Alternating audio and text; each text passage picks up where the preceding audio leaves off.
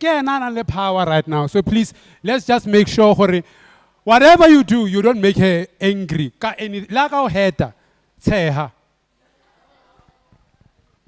Good morning, everyone. I'm so impressed by the turnout. I'm so happy to see young generation coming to this event, and I believe it's going to be so fruitful. My name is Hazel Khwadi. I'm the co-owner of Le Ashma, and I want to welcome you, and to all the young people, please, kachego ebang disponcho, absorbing as much information as you can, and learn from this event. And after this event, I just want to see the difference in all of your lives. Do we agree? We've got a deal. Let's have fun. Papa Tantata. All right. No, thank you so much. Bakaitsu, this is, of course, a program that, we decided to really somewhat restart. And Tshego emisa letsoa ba bone be lebellang go morao, that's Tshego mara itlanyana mo pelenyana ke nyaka ba bone pila. Yeah, we important thata hore ba bone. And of course renale Mr. B, ke mmitsa Mr. B, Mr. Bulelane Balabala as well. So we came together, joined our forces. Tshego o tla mo Atteridgeville, ke tlhaga mo Atteridgeville, doing business outside there, with different kind of people. So we just thought, Mara, why is it that we're making difference out there. People are, they know us for what we do, but then go high. Information, and we come every time what's another pro or one of the same thing we shilling 20 years ago. And of course we criticize. But then we criticize without doing anything. Because ra criticize and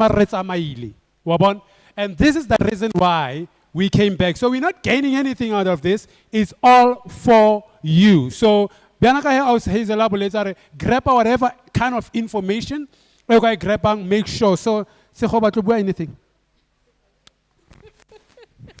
Dumelang. My name is Tshego Kekana, Tshego Fadzo Kekana. Le nna ke tswa mo Atteridgeville ko mo Lope Street mo Ostad. Oh. I'm also in business. I'm an entrepreneur. I run a public relations and marketing agency called Alpha Destiny Communications. And like Martin said, we felt the need hore le rona, we must do something back into our community. Where we were born and raised and fed. I lived in Atteridgeville up until 2019. So this is my passion to give back, but also my journey. I've been in entrepreneurship for 8 years now, but journey I get to Atteridgeville, Komolope, and you start somewhere, and then you develop yourself. My business has presence in other parts in Africa. That's how we've grown the business, but it started here, more Atteridgeville. So if I can do it, anybody can do it. So we hope today, as the Township Entrepreneur Alliance, as the Atteridgeville Business Association, that we're starting something quite big, bigger than us, and we want everybody to be involved. So it's a movement. Retoma today, but we're going to continue. Ke rato leboga le Ashma Lounge, for giving us the venue, this beautiful venue, so that Lerona, they are also giving back to the community. So we are all doing our bit to give back to Atteridgeville. So today we're going to learn. We are going to network. Let's network, find out who is doing what. Let's check out our exhibitors and support one another. And also, last but not least, let's get connections, but also have fun. Thank you. All right. So this is definitely a very selfless, initiative that we bring Mohai. And I want you guys to not only appreciate it, but do something about it. So it's not just an event where we just want you to be happy and go home and do nothing about it. Otherwise, our purpose then harai reach, and that is not what we want to do.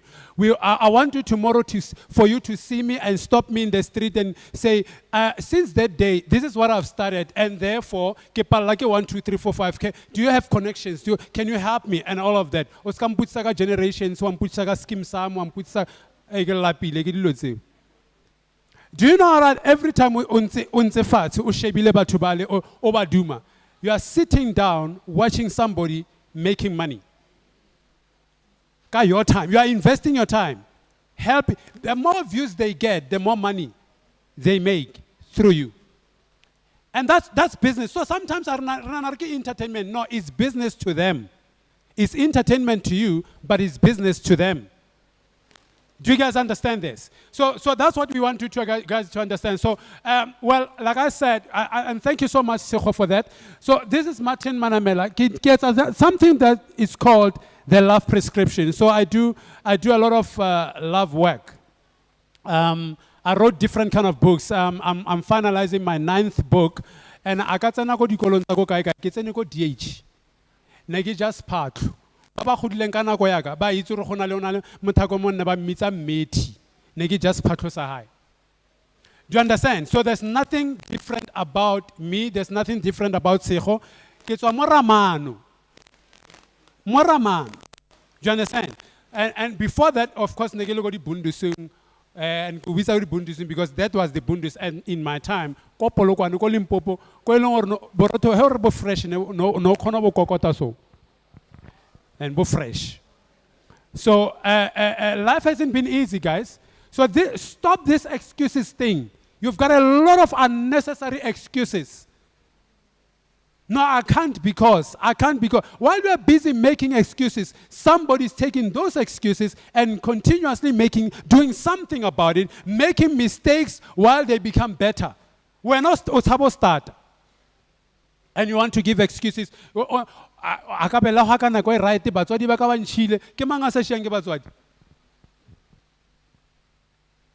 These things of self-pity, they're not going to help you.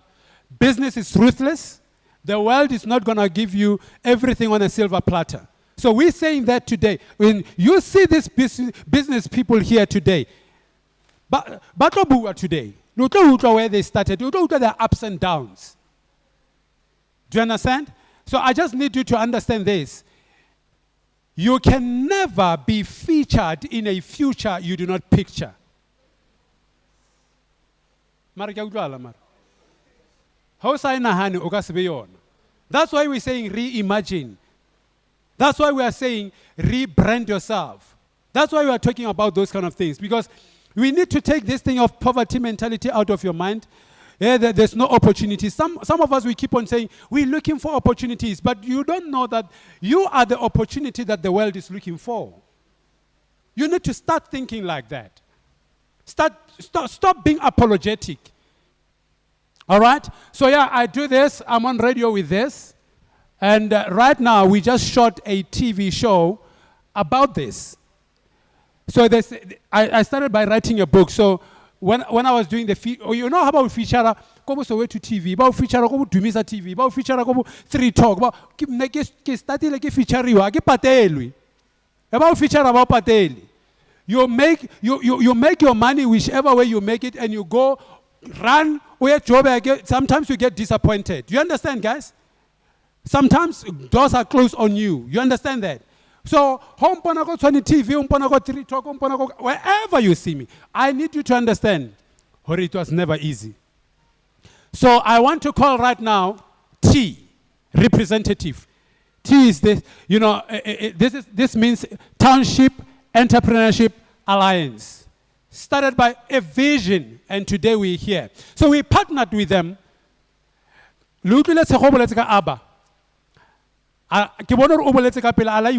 ABBA means Atteridgeville Business Association. We just started it. We just started talking, fella. What do you WhatsApp? Nerable about that. Ka WhatsApp. So this started ka WhatsApp. And today is here. Aubrey. Lebo Aubrey. More WhatsApp. And fella. Today we have this. Do you guys understand? So tlohela ho gossipa ka WhatsApp, mang ba mmethile mabane, mang ba mo tlhadile, mang o tsetse mang boyfriend or girlfriend. You're wasting data. That's money. And you're not growing. Right. So thank you so much. I want you to put your hands together right now as we welcome tea representative to tell us what tea is all about. Mr. Balabala. Matwama serious. All right, thank you, sir. So I'll be very short. Good morning, Attridgeville. Gama Bulelan Balabala, I'm an entrepreneur. Buye Tembisa, Aksik Aslam. But about 7 years ago, we started tea with the sole aim of capacitating township entrepreneurs. Because being a township kid myself, I didn't have the resources. And I think it's got something on YouTube. We had Yahoo back then. So accessing information and accessing resources was tremendously hard. But I think over the past 7 years, what we've been able to do is impact over 55,000 township entrepreneurs nationally. We also manage a fund that gives grants out to small businesses that were, but this particular round, that got affected by the looting.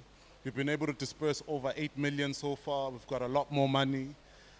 When the third round might potentially move to businesses that were just affected by the looting. The moment that happens, we'll announce it. But I think the key ethos of tea, for instance, for us, and why we ended up coming here, because we are not here over own accord. We're invited by Martin and Sergio, which is why we are here, and we sort of collaborated to bring this day. It falls in line with our key mantra and mandate. And our mandate is to capacitate small businesses, ECAS, number one. Number two is to make small businesses aware of a critical thing, EMACAS. You are the market. That 10 Rand, that 20 Rand. So if you start to ask yourself questions, how then do we participate in the township economy? But participation from an ownership perspective. It starts with you from a consumer perspective. When you start to stop undermining that 5 or 10 Rand, and you start to spend it cautiously. Which is 5 Rand later, do I go spend it emakuleni, or I'm going to be deliberate and find Mam Dlamini, Mam Kumeta, who sells Espaza shop, and we're going to send our money directly to that person. It starts by you being deliberate. Number two, it's then taking on a handhold approach, meaning that the small businesses, majority of them, emakasi and townships, have never done this before. Right? For me, I'm breaking some barriers. In certain industries, it's me and Jewish boys, and it's stuff that I don't even know. But the best way to sort of move along is to have your hand held by the people who are already in the game. So offering advice. And the third thing, which is the most amazing, is you see these amazing exhibitors as an example. You don't need, so if you were not able to afford buying a product from them, it's okay. That the best thing that you could ever do is go to them, take a picture of their product, ask for their social media handles, and post it. It's not going to cost you anything. Because every day we're posting Louis Vuittons, we're posting Gucci's, we're posting Maseratis, we're posting these beautiful things when we don't know who owns those brands. But here we've got brand owners and creators and founders. Because think of yourself as being in their shoes. You're going to want to create your own products, your own brands, your own services, and you're going to want people to support you. And that's part of buying back and winning over the economy. So for me, the biggest, and I think the biggest thing I also want you to take above supporting the exhibitors and yourselves, the guys who are going to speak here are not going to help you with anything. I'll tell you this from years. I've brought billionaires here. I've brought small guys here. But you know who's going to be the game changer? When you're able to collaborate with the people who are in the room. When you stop undermining the person sitting next to you, because you could be a baker, but he runs events. You run event, but he then manufactures ice. But he manufactures ice, he doesn't have transport, but she's got vans. But she's got vans and she drives them around, but she's got, her uncle is a fuel distributor. So in that sense, you are able to build an ecosystem. The moment you have an ecosystem, then you can be imbumba, in my language. You can be a clique, or you can be a unit that's able to go to a Health Guard or an MTN or a Facebook or a Vodacom or an FNB or a Telkom and said, as Attridgeville, this is who we are, this is what we want. Anything else will not pass in this community because we stand as a unit. So enjoy the day, network, and create connections. Thank you. Right, thank you so much. Thank you so much. Do you get the vision? Do you get the vision? And he's right. One of the things, Seilong small minds do. I was talking next door, Regisa Arch. Arch have an eye monat. O Toma wala negative ka yona. mara o bolela ka atšha ya ko Shoprite o sa itse le gore e etsa ke mang. And you talk big about it, but o jealousy wa ka mo next door. But in business, one thing that you need to know is this. You're not going to make it if you're too emotional. If you are bickering about small things, you're not going to make it. You're not going to last. So I like the idea, Yahore. You need to understand from now on that these people are here, right? They're going to be talking to us, which means some of them are going to be talking to us, which means they are investing their knowledge into you. So they came from wherever. Hotamo is not free, again. You came here for free. But every free thing is paid by somebody. You must understand that. So it costs money to be here. They invested their money to come and give you info. Guys, Mara, do you understand the value? Somebody pay money. They don't know you. They don't have to do this. They pay their money to come and give you information for free while it's costing them. For that, you are mentally disabled. I also papatimatso to that, all right. And I go bonipo, so I get all right. So it can't be your fault.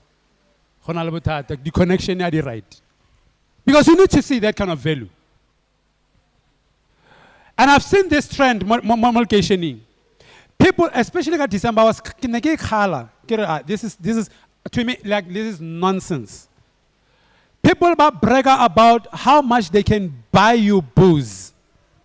But do you know how they will? If you go to the very same person, aren't get a regular booze there 1.2, right? 1.2 bottle A1, 1.2. The very same person. Go to that person and say, give me the 1.2, I want to start a business. They won't give it to you. They won't give it to you.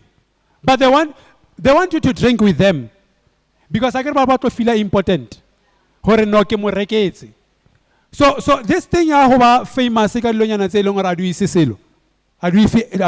do see anywhere.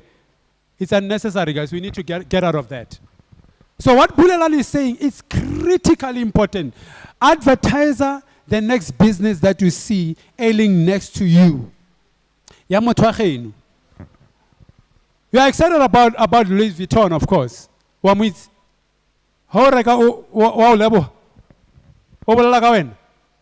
Next, how eats. And some of you, your clothes are more expensive than your minds. I'm going to say that again. Your clothes are more important. Your mind is very cheap, but your clothes are very expensive. You need to think twice about that. You own information, Marnaldiapa. Sautur. And also Magaro Bekhali. Bon, when waper, Oscana Somara automatically you are intelligent. How waper Louis Vuitton, Onanaru designer. No, you are not. You understand? So now, I'm saying this because I want to tune up your minds. Right now, we're moving into another space because we want to give you the opportunity. We are here for you, so we want to give you an opportunity. So this is what we're going to do. Is there people banally business around here? Mo do you think? Business. The people who are running business. So I'm going to tell you what I'm going to do. I'm going to tell you what we're going to do. Right now, what we want to do, we're just going to do a pitch. You need to pitch your business. I got on a business. Let me tell you, if you've got business and you don't know how to sell it, sit down. And if you've got business and you are shy, sit down. You understand? When I say I work in radio, I knocked at that door without a proposal. And I got there, I said, guys, this is what I do. The next thing, they're like, okay, we are not ready now, but in 6 months' time, I think we can have you. And then in that 6 months, I made sure that I develop serious content that these people, now they have to start looking for me. So I started doing that. When I started with, for example, Sony TV, that's what I did. I went there, I see what they do. I'm like, no, but I can do this better. I'm like, guys, I sat down with the station manager. I'm like, Bon, I'm Martin Manamela. This is what I do. I can do this 1, 2, 3, 4, 5, 6. Like, I just asked for a meeting. The mistake that she made was to give me time. Like, that's what a proposal. You know, after that meeting, you know what she said? So, when you go start earning, immediately after the meeting, next week, are sharp. That's how I got into TV. Just like that. I got training, no, I've got the talent. And I know how to make my talent work for me in case it's a challenge. Marla Chalohanya Marlin. Why is you good? Good about who? Or Galaheta. Twelong over emotional, Dimanarka touch. 12 over emotional. When I speak, you must think. You understand? When I speak, you must think. Do you love money? Definitely. Do you love Omokreste? Or rather chalet? Omokreste? Or rather chalet? Cook hotel scripture. Earring scripture. Don't love of money. Yeah, Is the root of all evil. so orata chalet. Yeah, kaibatla. Maromokreste. Yes. Yeah, that scripture has been distorted. Ne? Yeah, Ruti Babali Ruti about the love of money. Balo Kopela Chelet, if it's about the love of money, is the root of all evil. But let's say sorry?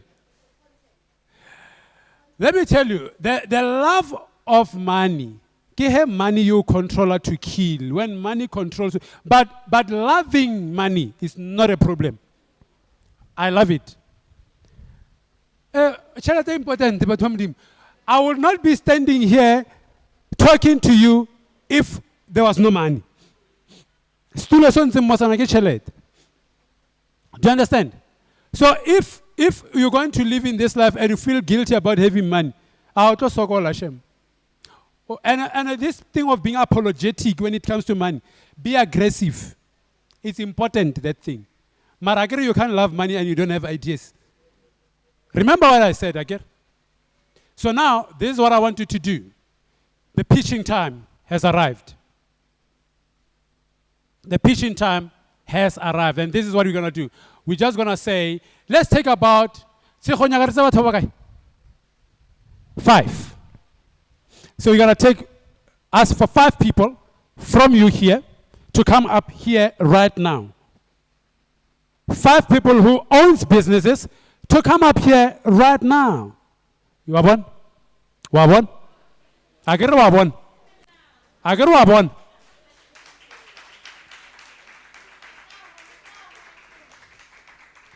Ke tshwantse ke le bitsa 5 times. Eban. Mara ke rile 5 people.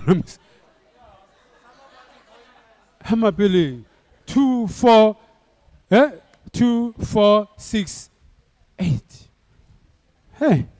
And then let out our ML. So I've got 8 people, and I wanted 5. We're gonna have them, ne? Should we have them?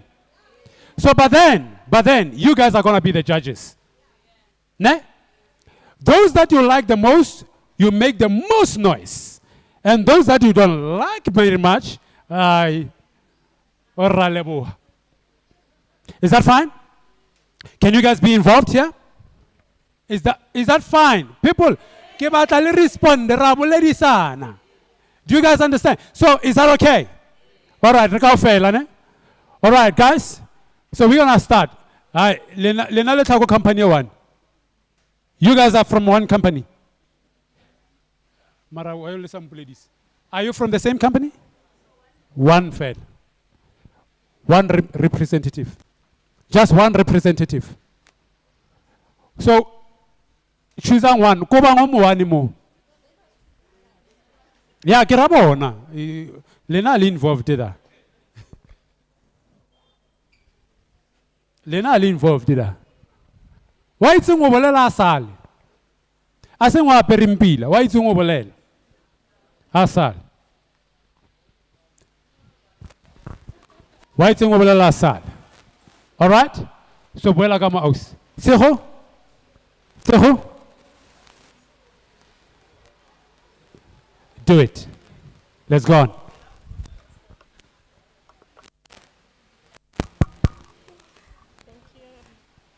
Hi everyone.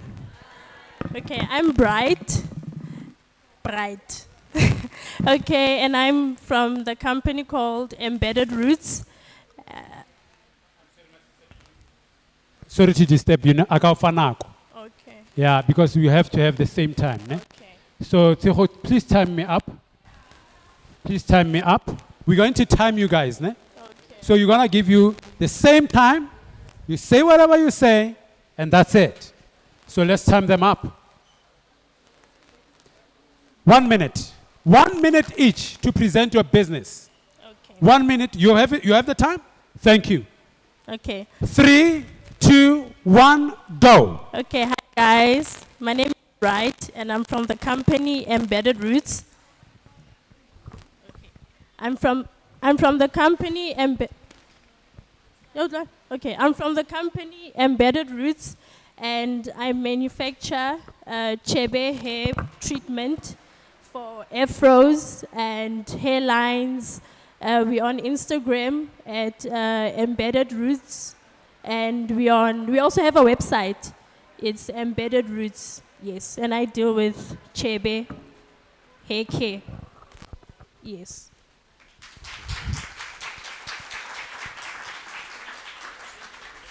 Well, she did it in 40 seconds.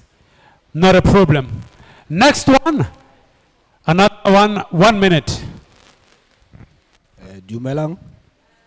Ka lebitso ke Aubrey. Ke Aubrey Polo. I'm an actor by profession. Internationally. Ke deala ka entertainment, industrial theater. Industrial theater ke the content like love prescription. Omfa content ayona. I teach you ka love prescription through performance.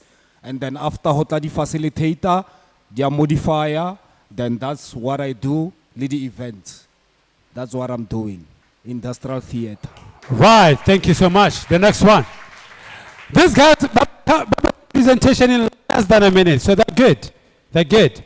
Right, thank you so much, sir. Go.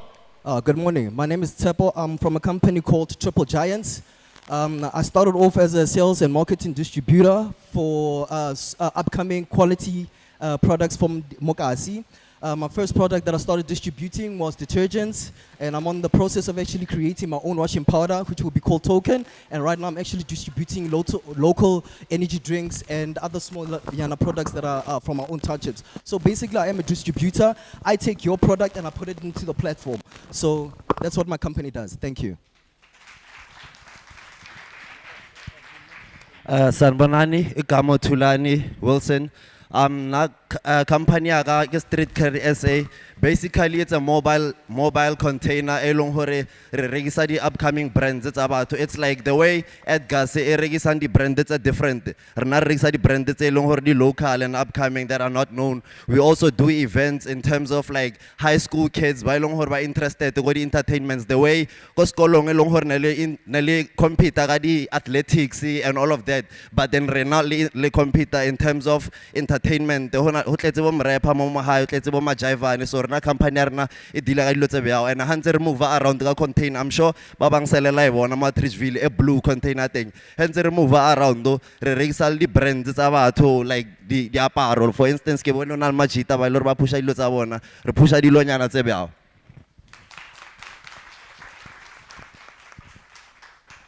Good morning, everyone. My name is Ayanda Ngwenya, and I come from Modernized Gifting. So Modernized Gifting is basically a whole genre of gifting. We not only provide services of Unofamuti gift, we personalize it uniquely so. So we brand your watches, we brand gowns, we brand bags, we brand wallets. So I'm basically the solution to a gifting problem. If you want to gift for graduations, I'm your person. For a wedding, I'm your person. For Valentine's, I'm your person. Our services actually include the product and the branding. So whatever pricing that you get is inclusive of everything. We are everywhere. YouTube, Twitter, Instagram, Facebook, WhatsApp, and we are modernized_gifting_ZA. And our contact details are 061 404 0885. Thank you.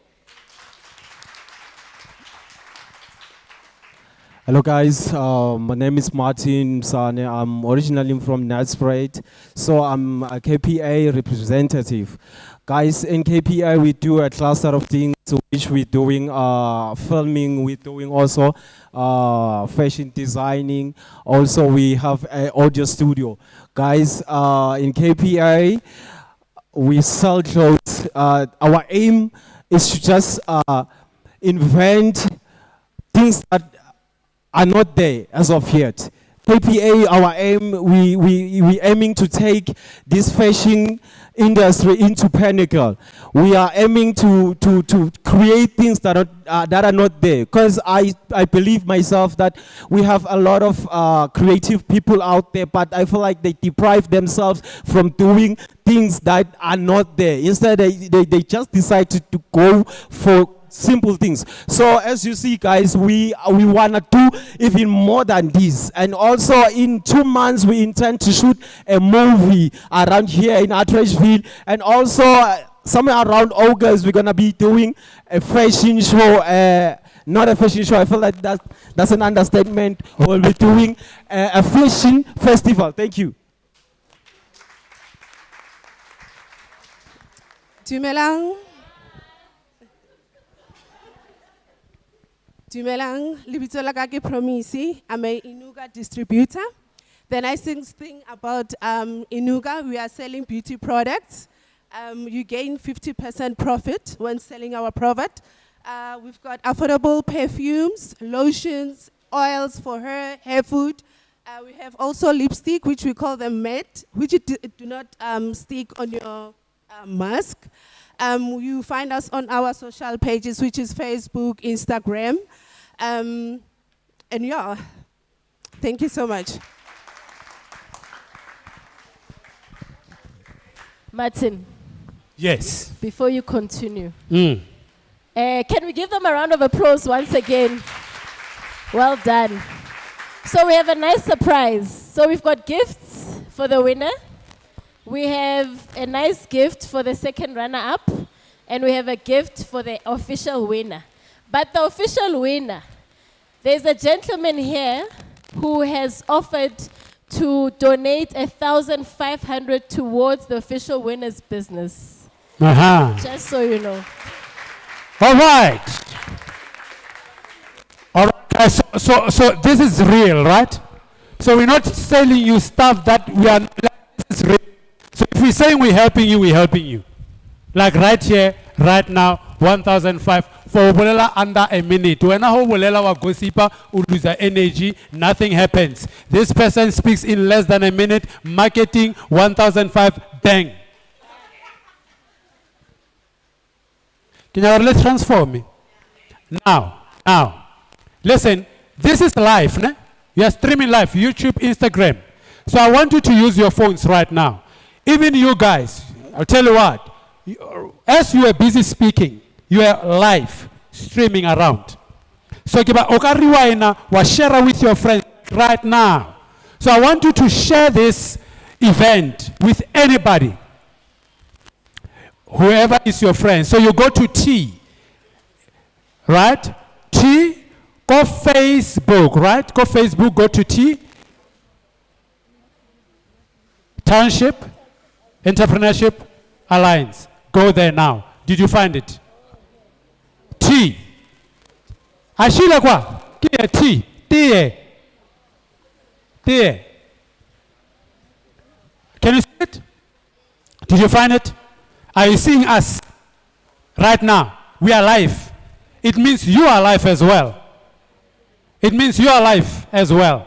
So now I want you to share with everybody just like that. So now we are moving on. So sharing whatever it is that we are doing. When we give gifts, whatever it is that we're doing, or when our speakers come up and speak, keep on sharing like that. Even if you don't like me, share me, it's fine. All right, now, the judges, are you ready? The judges, are you ready? Eric Ememo. Kore ke nyaka ba shore. Who wina mang? Is he the winner? Okay. For now, stop handbrake. Swara handbrake ne. Now I want you guys, listen please. I want you to help me who's the winner. Aristatem, Lifila yang. Okay. Thank you. Lifila yang. Lifila yang. Lifila style na dia aswana man. Lifila yang. Lifila yang.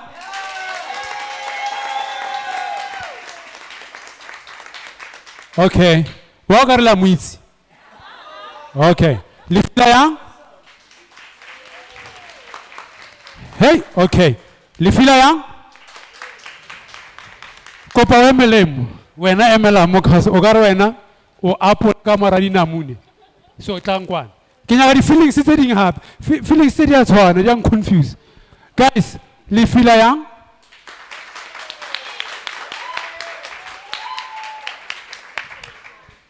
Okay, lifila yang.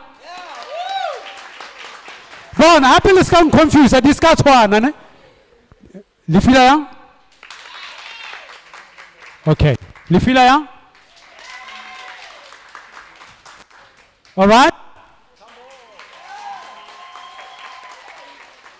All right. All right. So far, kiutu kare mo, limo, le haya. Kilo na le sharp. So Eric wanna happy between the two. Lifila yang. Lifila yang. All right. Yeah, obana yan lan tu sabanu. Dan lan tu sabanu. So limo happen, eh? Lifila yang happen. All right. Yeah, utahal. Reshoka yona ne. These three, according to them. So there's nothing personal. Yeah. There's nothing personal. Okay.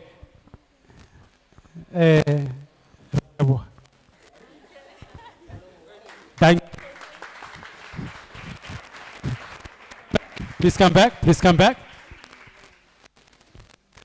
All right. So the gift is ready. Be ready, ne? Now, I'll be sure now. Energy. Energy. Energy. Okay, Seho, you'll have to help me. Now, yeah. Guys, let's judge our one. Let's confuse and namus. Hapa can choose. You need to choose. So we need to know who won here. But when the energy is not just one. Is she the winner? Is he the winner? Okay, is he the winner? All right.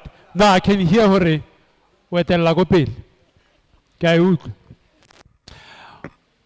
There's something that I picked up, ne? While we're waiting for the gifts of the winners. There's something that I picked up, guys. When she spoke and when she closed, number one, she was very clear. But number two, she gave out her numbers. Only business. You see, that's the problem. You understand that now? That's the first thing that I picked up with you. So I liked that. The fact that you were able, within a minute, to tell us. So that's very, very important everywhere, all right? So thank you so much. The other gift. Okay, the other gift. Oh, kids.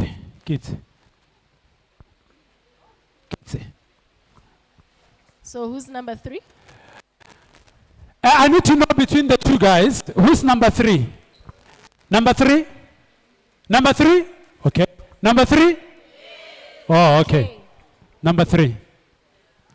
So he gets a T-shirt and a T-cap. But I don't know. No. Okay, number 2. Oh. Yes, he is. Okay, hold on. Now you're going to raise your hands, ne? Number 3? Number 3? Okay, he's number 3. He's number 3. I can get another chooser. So you're number 3. Yeah. You know what I say? I get about design. Wabo? I want to ask a question. Lekan designer alankapis. And then as I do my TV presenting, I'm with you guys. Can you do that? Yes, we can do that. So are we partnering right now? Yes. This guy. No, if you don't want it, it's fine. I'm asking. Yeah, we can do that. All right. Let's come back. I don't want to pila. Ke be le bona batho ba. Ke ba advertise for the next coming show. That's branding, Papa. There's something we call branding in association. So sometimes you are here, you are doing great, but you are here and you want to go. You partner with people who are already where you want to go. All right? Okay, so now, number two, right? Okay, so it's number 2.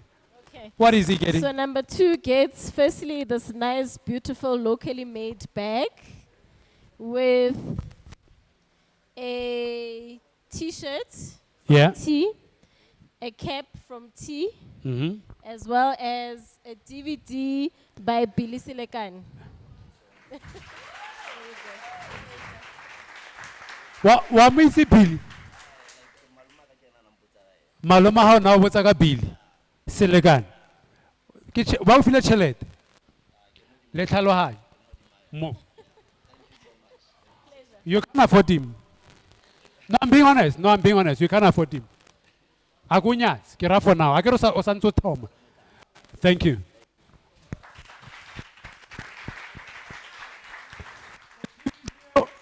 DVD yo asema piano kamu. Yeah. All right, ma'am. Kana kwa namang again? I'm Ayanda Ngwenya from Modernized Gifting. Ayanda Ngwenya from Modernized Gifting. Ruutlile ruetsa nga uswaka. So win. Can we all say Modernized Gifting? Modernized Gifting. Can we all say it? Modernized Gifting. Ohana kuwina. So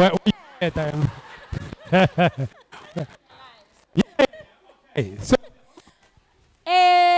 Osayanda, this is your gift. Okay, I remember fast because there's a lot of things in here. You also get a tea cap. You also get a tea t-shirt. You get a Billy Silikani DVD. You get books. One from David Molabo, I Can Cancel. The second from David Molabo, 10 Exciting Keys to Success. And leadership nuggets for emerging leaders, because you're a leader yourself. all right. And we have, no, Arafit. Yeah. And we have an immune booster product from HealthGuard. It's called Marina Spa. It's very good for your body. And a voucher from Rabba Sachaba of 1,500 Rand towards your business. Congratulations.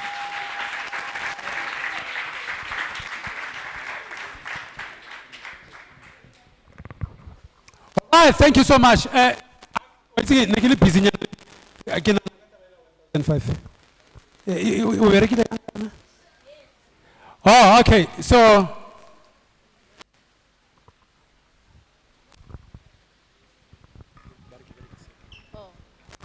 baholo ba ka ba re no a ba rate mic ola ba rata o so ke berekise o. All right, guys.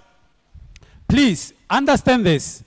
This is not just in Atteridgeville, by the way. Because we are live, there are guys from Cape Town, there are guys from Durban that are watching us right now. So I want you to acknowledge, to be able to understand that, you know, this is beyond just Mole Ashma. So the Ashma, Oko Cape Town right now. How's Hazel? You are in Cape Town and you're in Durban right now. So guys, I want you to also comment. Go to our Facebook again, comment, tell us how you feel about this event, tell us everything that you feel. And the guys that are watching us right now, from wherever you are in the country, we want to, please tell us who you are, what you do as well, and you know, what are you all about, and of course, how you're feeling about what you are doing today. So we are life like that. We make this life like that. So also we naturally. And no say is also through. You see, that's the power of decision making. Every decision you make is necessary for your future experience. Did you hear what I said? Every decision you make is important for your future experience. Let's say it together. Every decision you make is important for your future experience. Some of you made a lot of decisions, and she made a decision to come here in the morning, not knowing whether she was going to get, the stuff that she got in 1,005. So make sure that whatever decision that you make on a daily basis, just know the fact that it's contributing something into the future, whether positively or negatively. There are two things that you're going to be remembered for in this world. Two things only: the problems you caused and the problems you've resolved. All right. Okay, guys, now we're moving with the program. And of course, we're going to have our first speaker. And this speaker is very important, Bahais. One of our biggest sponsors as well. I need to acknowledge it. You're here because they parted with money. Do you guys understand? And I can like about this.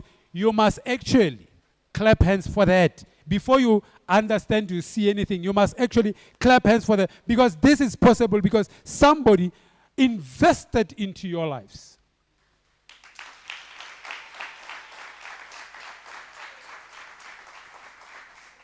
All right?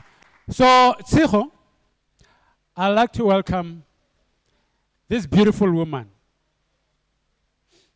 I'd like to welcome this beautiful woman. She's an international beauty, by the way. Atteridgeville. No, Atteridgeville. She's not from Atteridgeville. Ne? So I want you to understand. As a favor. Introduce ne? Because all right. Come up. I want you to introduce this beautiful woman and everything about her as well, because I think she's an investment. Yeah, she's a serious investment. And you guys, please, you are going to hear about one of the things that you're going to hear. You are also going to hear about how you can start your own business. This is partnering with them as well. All right? Thank you, Martin. So our next speaker is a wonderful lady. She is a lawyer by profession with a license to actually work in New York and South Africa. She's a businesswoman. She's an entrepreneur who is very passionate about serving other entrepreneurs and also helping entrepreneurs gain access to additional income. We all love money, right? Okay. So HealthGuard, that's her company. She is the co-founder of HealthGuard. She started the business with her mother, of which they are based in Nigeria. They've got a whole building in Nigeria, in Lagos, and they are also based in South Africa, Uganda, and Ghana. Her name is Lavelin Bessie. She is a Nigerian living in South Africa, so she's half South African, half Nigerian. But the beauty of Lavelin and HealthGuard is that they target communities like ours and help people within communities to gain access to additional income. So when you have a time, 5 minutes of your time, make sure you go to the HealthGuard stand, make sure you speak to Lavelin and get to understand, even if you're working a full-time job, there is a way where you can gain additional income on the side through HealthGuard. So ladies and gentlemen, please help me welcome the COO of HealthGuard, Lavelin Bessie. Good morning, everybody. Hello. I always make everybody say hi everywhere I go, because hi at HealthGuard for us, hi means HealthGuard International. So every time you say hi, you're actually calling the name of my company. You see, Teho asked who likes money, and I heard some people just go, me. So I'm going to ask that question again. Who likes money? Okay. You see, people are generally they are not sure how to answer that question. Because on one hand, they feel if I say I like money, I'm being proud. On the other hand, if you're a Christian, they're thinking, yo, God is going to punish me now because I said I like money. But that is not actually true. You see, liking money means that you want it because you know what it can do for you. If you don't like money, then you are not ready to pay your bills. How do you pay your electricity bill? With money. How do you feed yourself? With money. So whether you like it or not, you actually like money because of what it can do for you. Am I correct?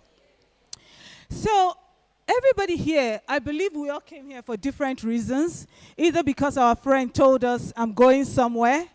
Look, black people, if someone tells you I'm going somewhere, there's going to be food. It's a party. You know how we do it. We're like, I'm not sure I have anything to do today. Maybe I might go along and just check it out.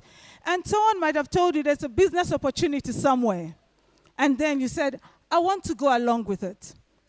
And I'm going with you. But whatever the reason it is you came here today, I want you to know that you are in the right place at the right time. And I want you to look at the person next to you. Just take a look at the person sitting next to you. And I want you to look at the person sitting on the other side of you. Now, if you know the person sitting next to you on both sides, I want you to turn around and look at another person.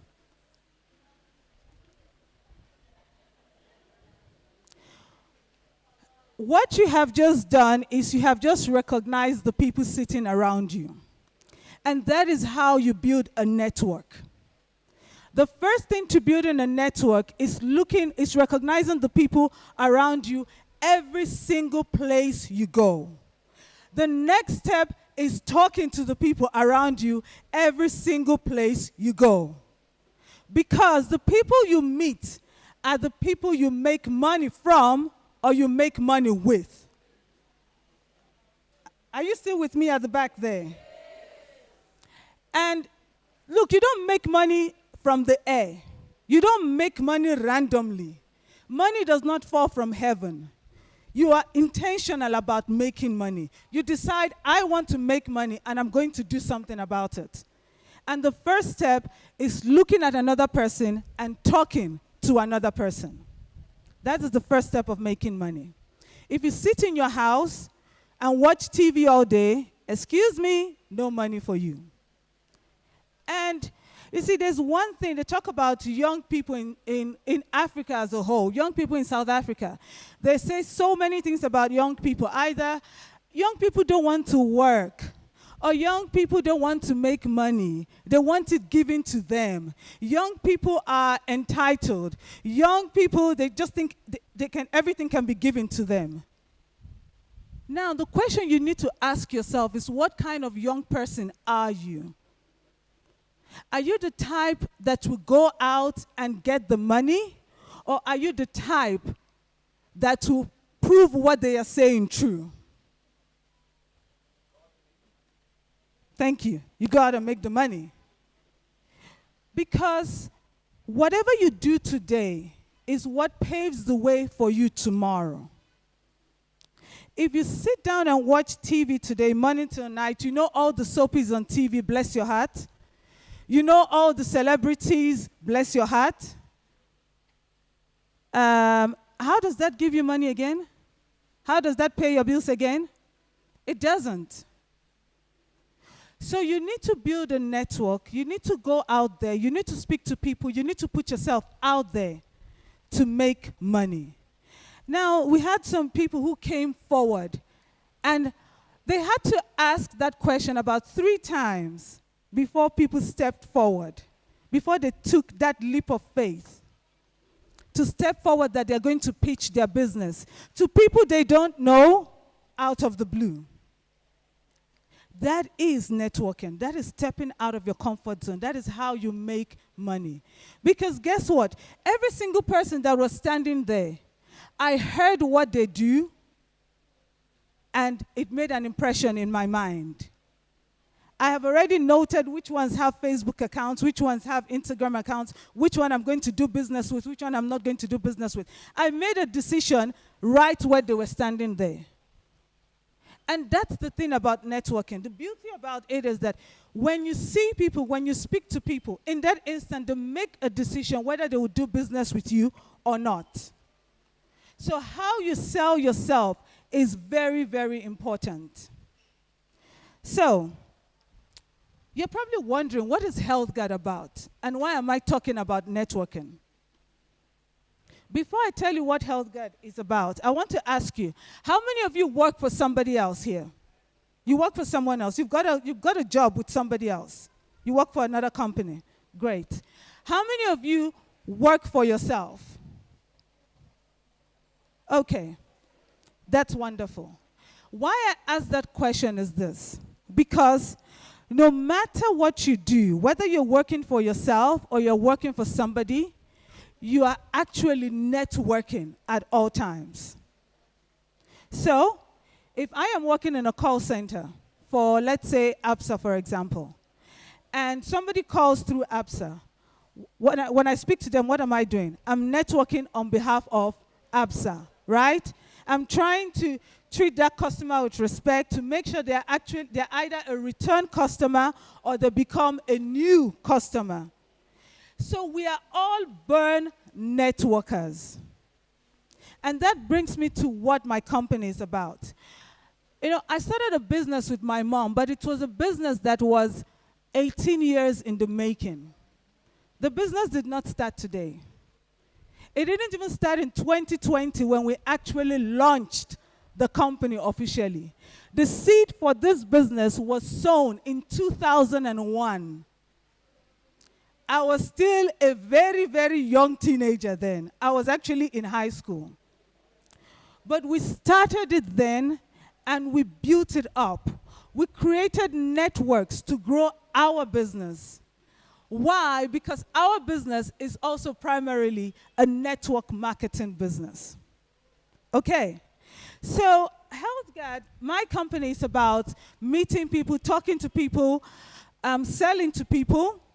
And I heard one of the people that pitched, it's Inuka, I think. Yes. I remember your face, and I remember your black shirt, and I remember where the name was printed on the shirt. You said something that your business gives 15% discount, right? You make a 15% profit. And I smiled when you said that, because every person that pitches a business to me, I compare my business to that person's business. Because I try to see the similarities, and if my business if it has a better offering than that person's business, or whether my business is weaker. And if it's weaker, it means I have something to improve in my business, right?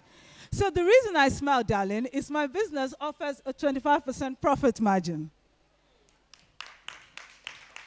So, again, it's about networking. If I didn't come here today, I wouldn't know about your business.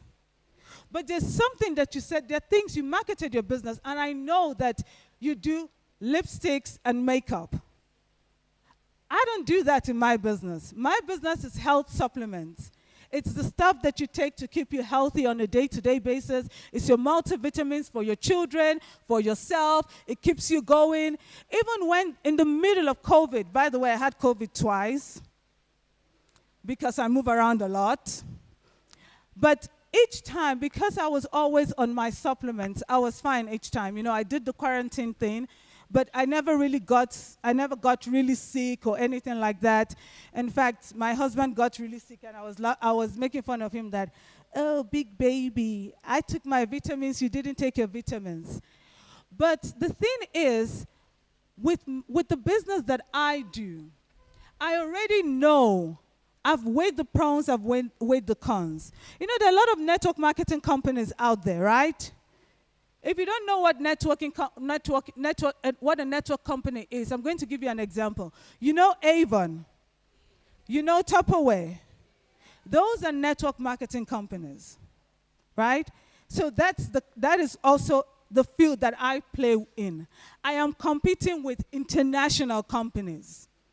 And I am not afraid of those international companies. You know why I'm not afraid of them? Because I am African through and through. For them to operate in Africa, they have to learn the African way. They have to assimilate the African way. They don't just show up in Attridgeville. They need Africans to go to Attridgeville and sell. But I am African. I can stroll up in Attridgeville. I can network to anybody. I can sell my products to anybody. I can make money. Just like that. So never think, when you see what you're doing, when you think of what you're doing, my brother, just remind me what your business is about again. Distribution. When he was talking about distribution, there are lots of distribution companies out there. A lot of them really, really big. But there's something they've been building over the years. And I want to say something to you today. Don't look at them and try to be them tomorrow. You build your business sustainably and you build it over time. And you will definitely get there. But I was also thinking, I could use him in my business because my business also, it's got a distribution element to it. He can carry my product, he can make a profit, 25% upfront, and when he recruits people, he gets even more commissions. Do you see what I'm doing now? What am I doing? I'm trying to recruit him. I'm selling to him, right? But I'm not looking at him. I'm networking to him without even looking at him. But I'm looking at somebody else. Are you thinking about my business now? Yes, you are. So every opportunity you get is an opportunity to build your business. It's an opportunity to build your brand. Now, I don't want to, this is an entrepreneurship forum where every single person here either has a business idea or they want to go into business. And yes, it's all well and good that I tell you about my company. You know, I can sell my company. I can wake up and sell my company like this. I can go to bed while selling my company. But I want to leave you with a message today. No matter what anybody tells you, your vision, your plans, and your dreams, they are valid. Okay? That thing you want to do, you need to do it. Don't say, I don't have the money to start it. Don't say, I'm afraid to start it. You need to actually start it. Even if all you've got in your account is 150 Rand, you start a business with 150 Rand.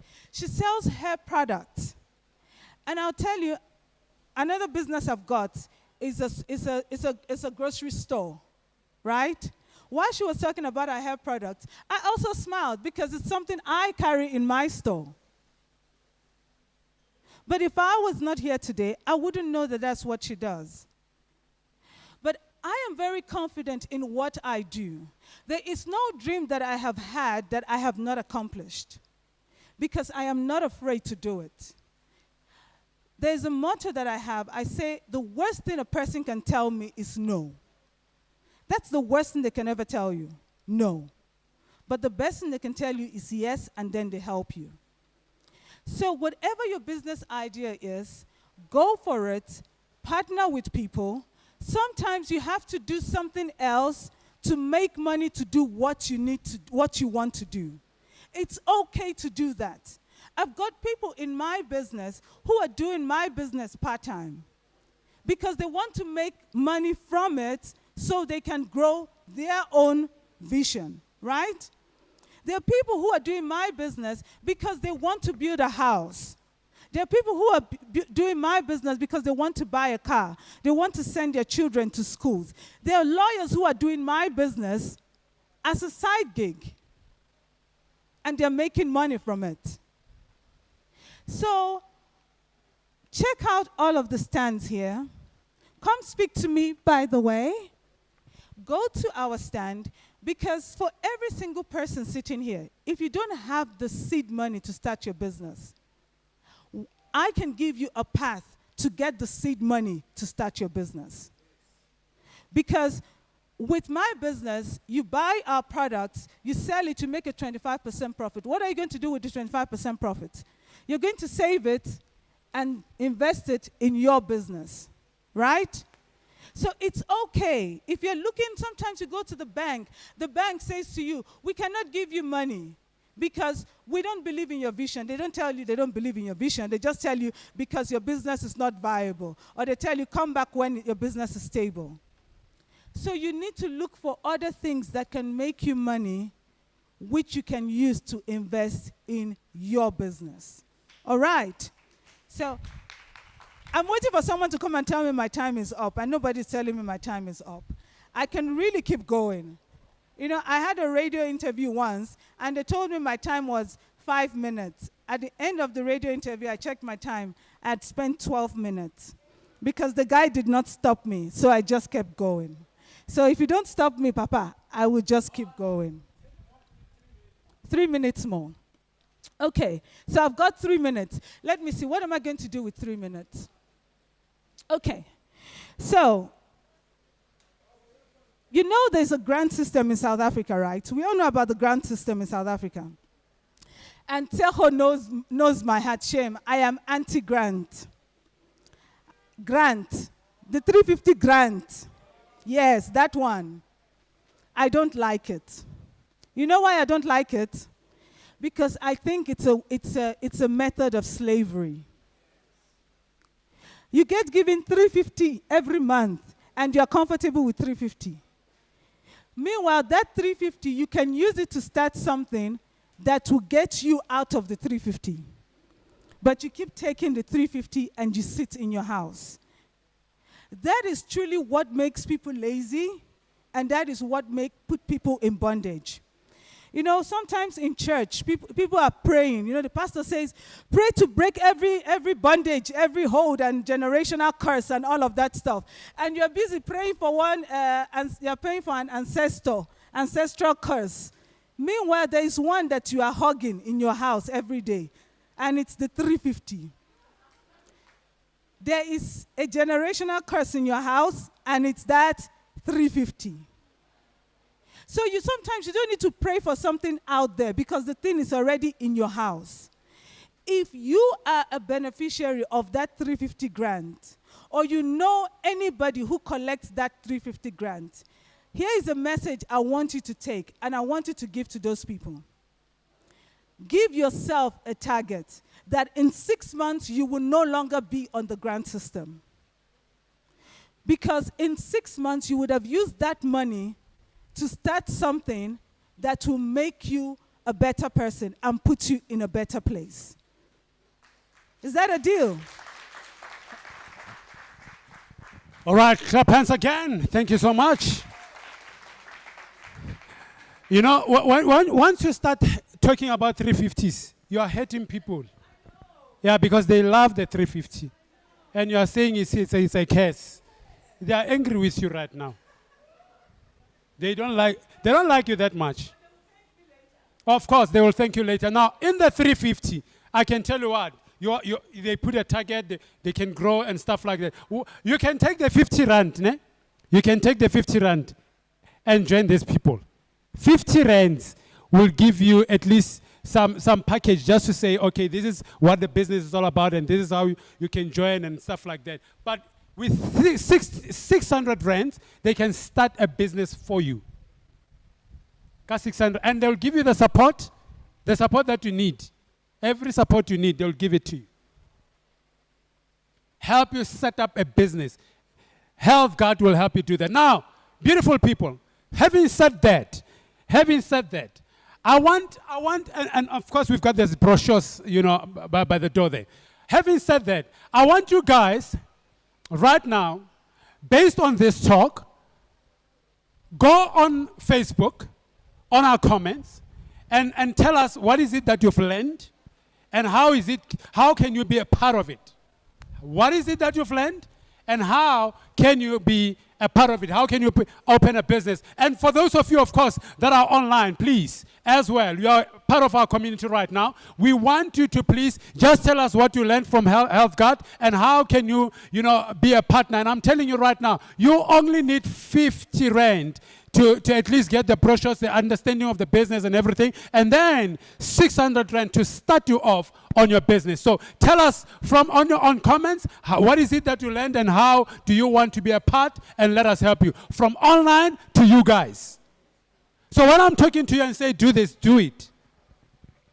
On. Do what I'm telling you. Be a part of us. Okay, right now, I'm going to call... okay, but stop.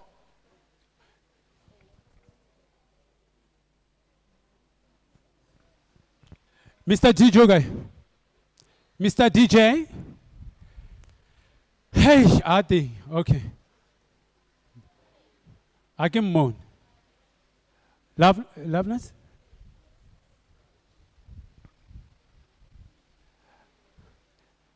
You need to take a beautiful peek. We want you to take a peek right here. Yes.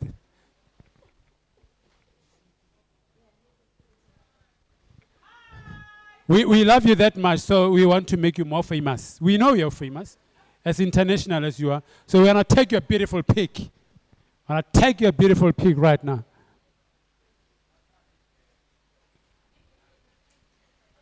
All right?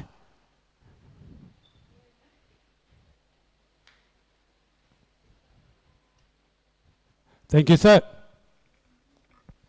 All right now, Kitobita Abuti Ntate Tabiso Kwadi, and better known as Bambi, better known as Brabiza. And now he's been in business for about 16 years, and there's many highlights in his business journey, of course, and we want him to share that with us.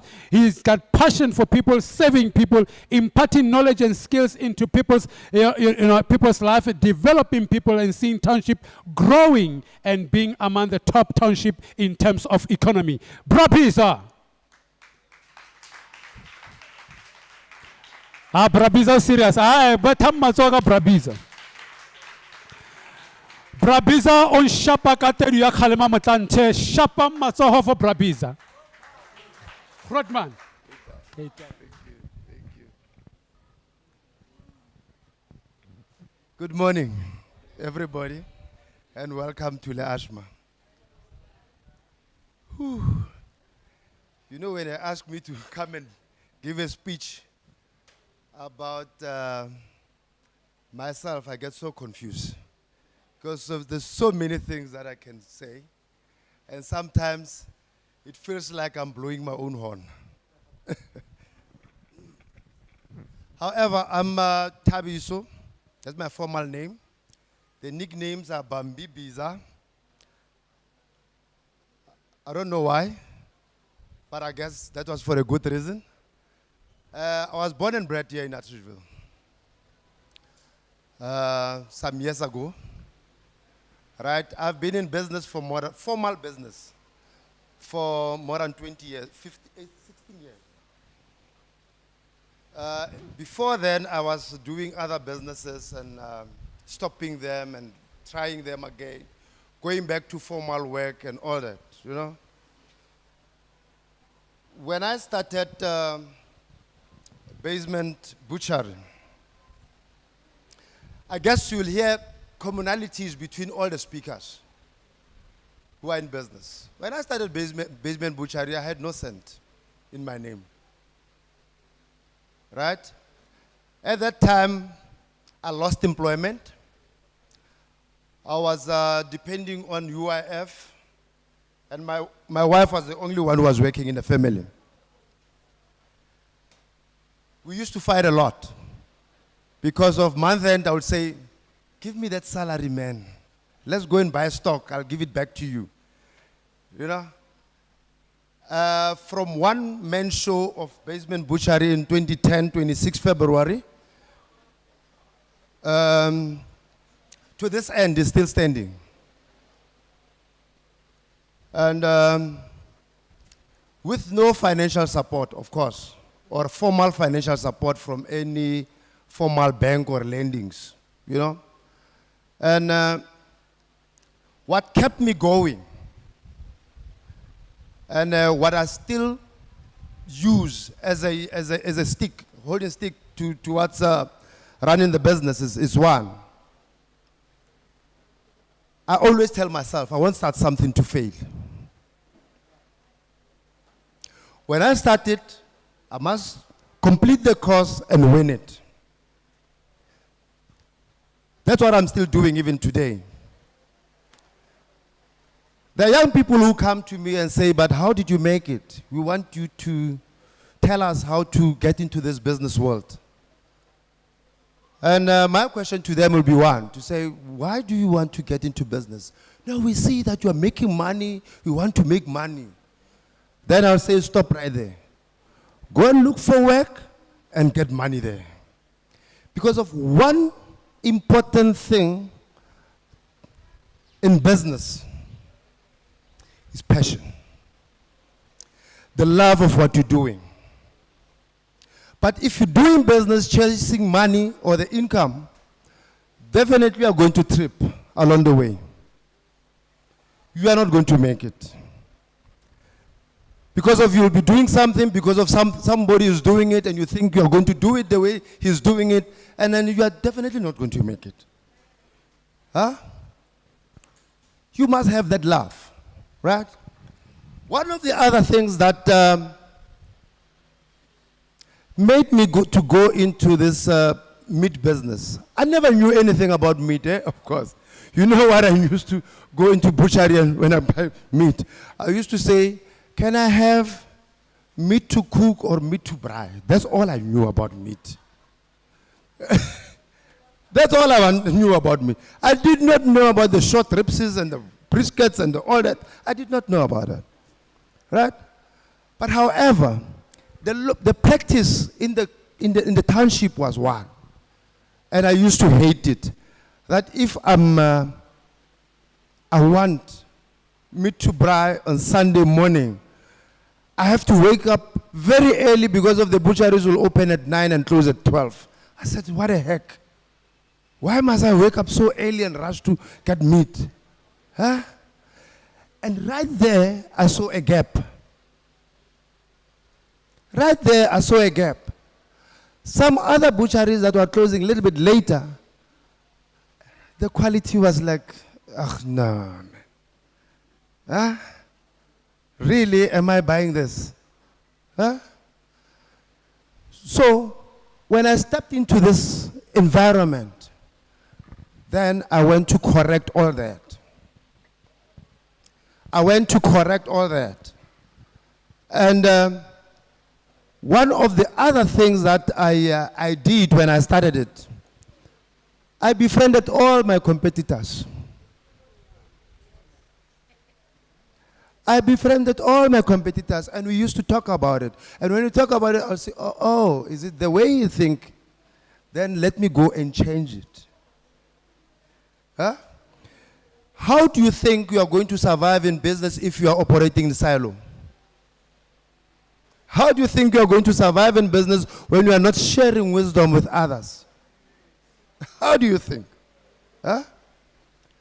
I need to know what is it that is right that you're doing or what is wrong that you're doing in order for me to go and filter it and see how I plug it into my business.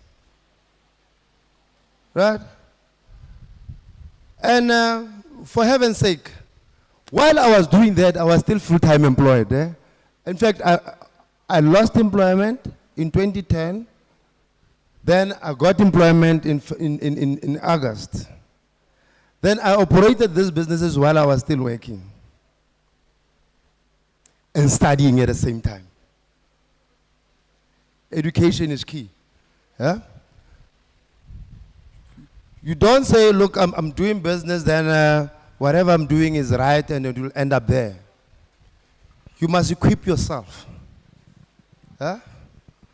There's many things that are changing every day. So you must equip yourself all the time. Right? So I finally resigned in 2019. I said, now I'm fine. Now I'm fine. From 26 February 2010, one man running a business, kept on employing people. 2, how many businesses now? 5 or 6, I think. Five. From one man operating a business in 2016, 230 people in the payroll.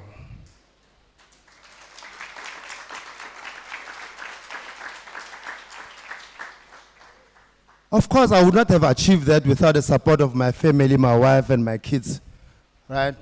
Whom my wife is now the COO of the whole operations, and my daughter is the general manager of all operations. Yeah, and my younger brother is also a manager here, right? Why I did that, I'm trying to correct what I saw in the past. You know, we had so many businesses in the past, and we knew this business by the surname of that person. Yeah? And when that person passes on, the business collapses. Yeah? We don't impart the knowledge while we're still alive.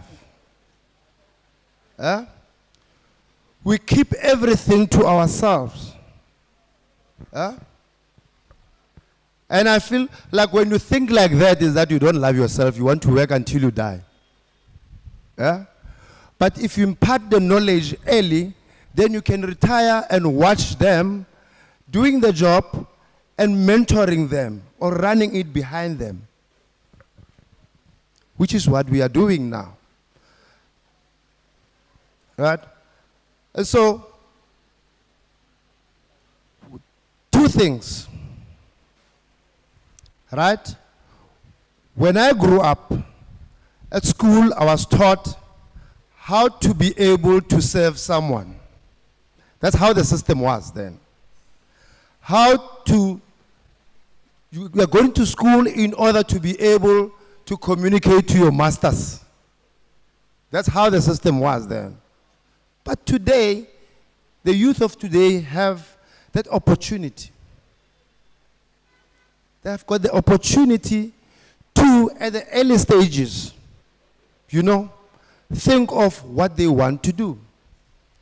We cannot be a society of majority in terms of, what do you call it again? The dark skins are in majority in South Africa, right? But in terms of wealth, why? Why? Because of we don't collaborate, we don't talk business, we don't meet other people who are in the business in order to be able to start thinking business. How do we expect other nationalities to serve our communities if we ourselves don't do that? We must have learned from the corona pandemic. All the essential services business are owned by who? Did we have any black people opening businesses at that time? Small businesses, yes. But big businesses, pharmacies, pharmaceutical companies, banks, where are we? Agriculture, where are we? Nowhere to be found. So we need to start changing our mindset. We need to start changing mindset. We need to start playing a role in the economy. Let's stop being copycats. I want to do air conditioning because of you're doing air conditioning and he's making money. Think outside the box. There's so many things that we can do within our community. Right? We need to start playing a bigger role. But let's start by identifying the gaps. And once you identify the gap, plan how you're going to address those gaps, and you love what you're going to do. Right? I think you said that my time is up. Eh? Okay. Thank you. I'll go on and on and on now. Thank you. Thank you. Okay, Mama Brabisa. Okay, Mama Khanyani Brabisa. You see, I'm a Brabisa only for 16 years. So that's 16 years in business. So obviously, he's trying to package all of that in a few minutes that we have given him, and it's never going to be enough. But I'll tell you what, Brabisa is available. He's accessible. Or maybe protocol ke mosadi ya hae fela. Protocol ke mosadi ya hae fela. So se ka mo fofela e ya go mosadi o mo softene up then o tlo mo tsena sharp wa bo. Mara Brabisa ke lekula yo. Brabisa ke lekula. Ke yena ke mosadi ke COO, then ke young brother, then general manager ke ngwana. Kore ka mo lapellela kore le ba juga ka se business. Snacks. Business. So the mind is like that. And that's what a whole lot of other nations have been doing. That's what they've been doing. From generation to generation, you build a legacy. Again, beautiful people, I'll say this to you. I'll say that what is it that you've learned, of course, from Brabisa? What is it that you've learned along his journey? Go to our socials, of course. Go to Facebook, go give us your taking points out of this, out of his talk. Of course, all of you guys that are also on online as well, we appreciate you, are part of us, and we just want to know what is it that you've learned, what advices are you looking for, and how, of course, do you want to get into business? Whatever it is that you need, go on there, make sure that you give us your comments. And I'll tell you what, while you were talking, by the way, some people who heard your talk, they are not here. They just heard you speak. Guess what they did? They joined the business. While she was standing here speaking from Nigeria, they joined. How many kilometers from here? When you are just few meters, and you're still thinking, and you're going to think for another month, and after a month, you are no longer even interested. You see, that's why you're going to be a beautiful candidate for the 350. It's going to go on and on, the 350. So yeah, go to the socials, tell us what you're feeling about this. Are we helping you? Is this something that you want to see coming back? Should we continue doing this, all right? So we're going to call right now, Modilati. Modilati Masipa. She's a designer, of course. I like the name of her business. Arki Venzuse. Venzuse is a combination of Venda, Zulu, and Sepedi. This is very African. Venzuse. People are creative. Let me tell you the reason why you are poor. Some of you.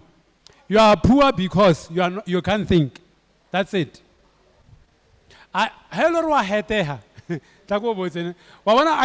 Sometimes when you say, let me tell you the reason why you are poor. What happened to poor?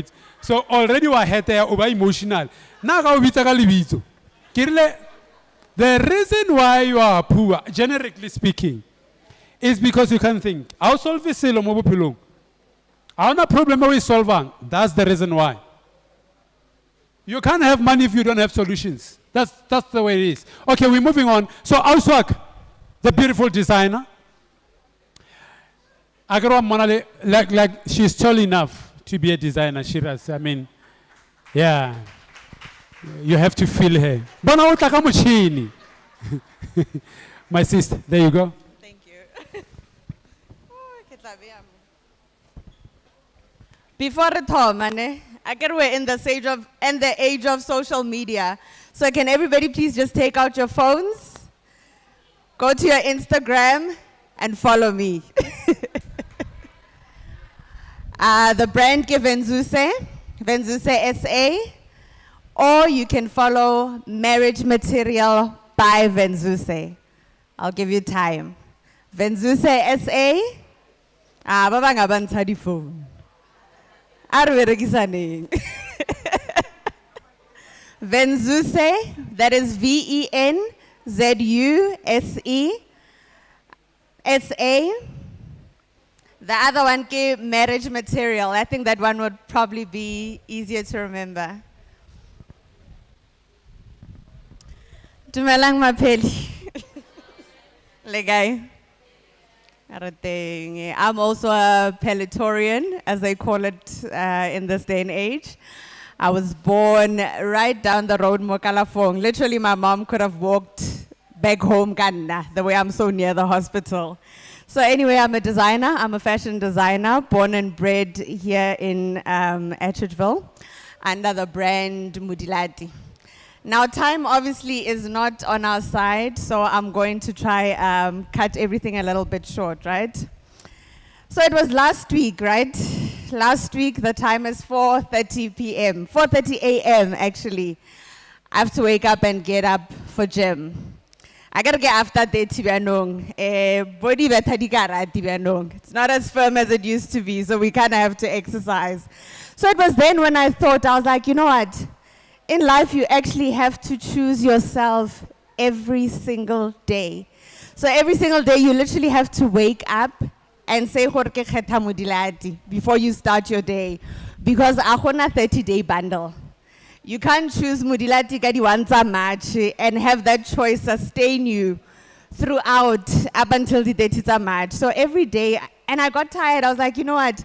Life is heavy, you know? But every morning you have to get up, you have to say, okay, fine.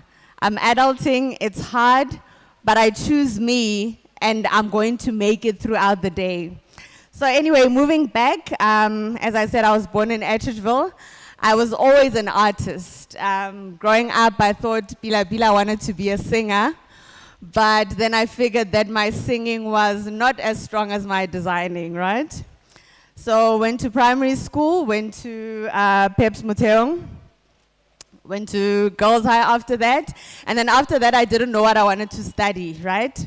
So my parents were like, okay, fine, and go for a gap year, right? So I went and I stayed go England. Now when I was in England, I wasn't sure what I wanted to study, but I knew who I was a designer. But you know, when you're an artist, the minute you say, I want to do art, it's like, are you sure, you know? It's not sustainable. Of which is that it's understandable for our parents to say, but I think the day and age is a bit different now. So when I was that side, I'm thinking, oh, okay, fine, what am I gonna do? So kefonela mama there, I'm in England, right? Parents paid all this money, so kefonela mama, because I've always been an entrepreneur, and I'm like, you know what, mom? I think you know it takes. And my mom's like, how ndila mara? Like, we send you all the way that side, and then you wanna come back, or it takes, you know? And I was like, no, mom, but okay, fine. It has to be entrepreneurial. Like, I think as kids, we're all born differently, you know? I was always, and I'm sure like most of you, you learn to find out whether you're an entrepreneur from a very, very early age. And with me, it was when my mom bought me my actually first sewing machine. So when my mom got me this sewing machine, I think Nana Norkitla Roka, you know, I think I did about 1 or 2 of dolls' outfits, and then I figured, you know what? And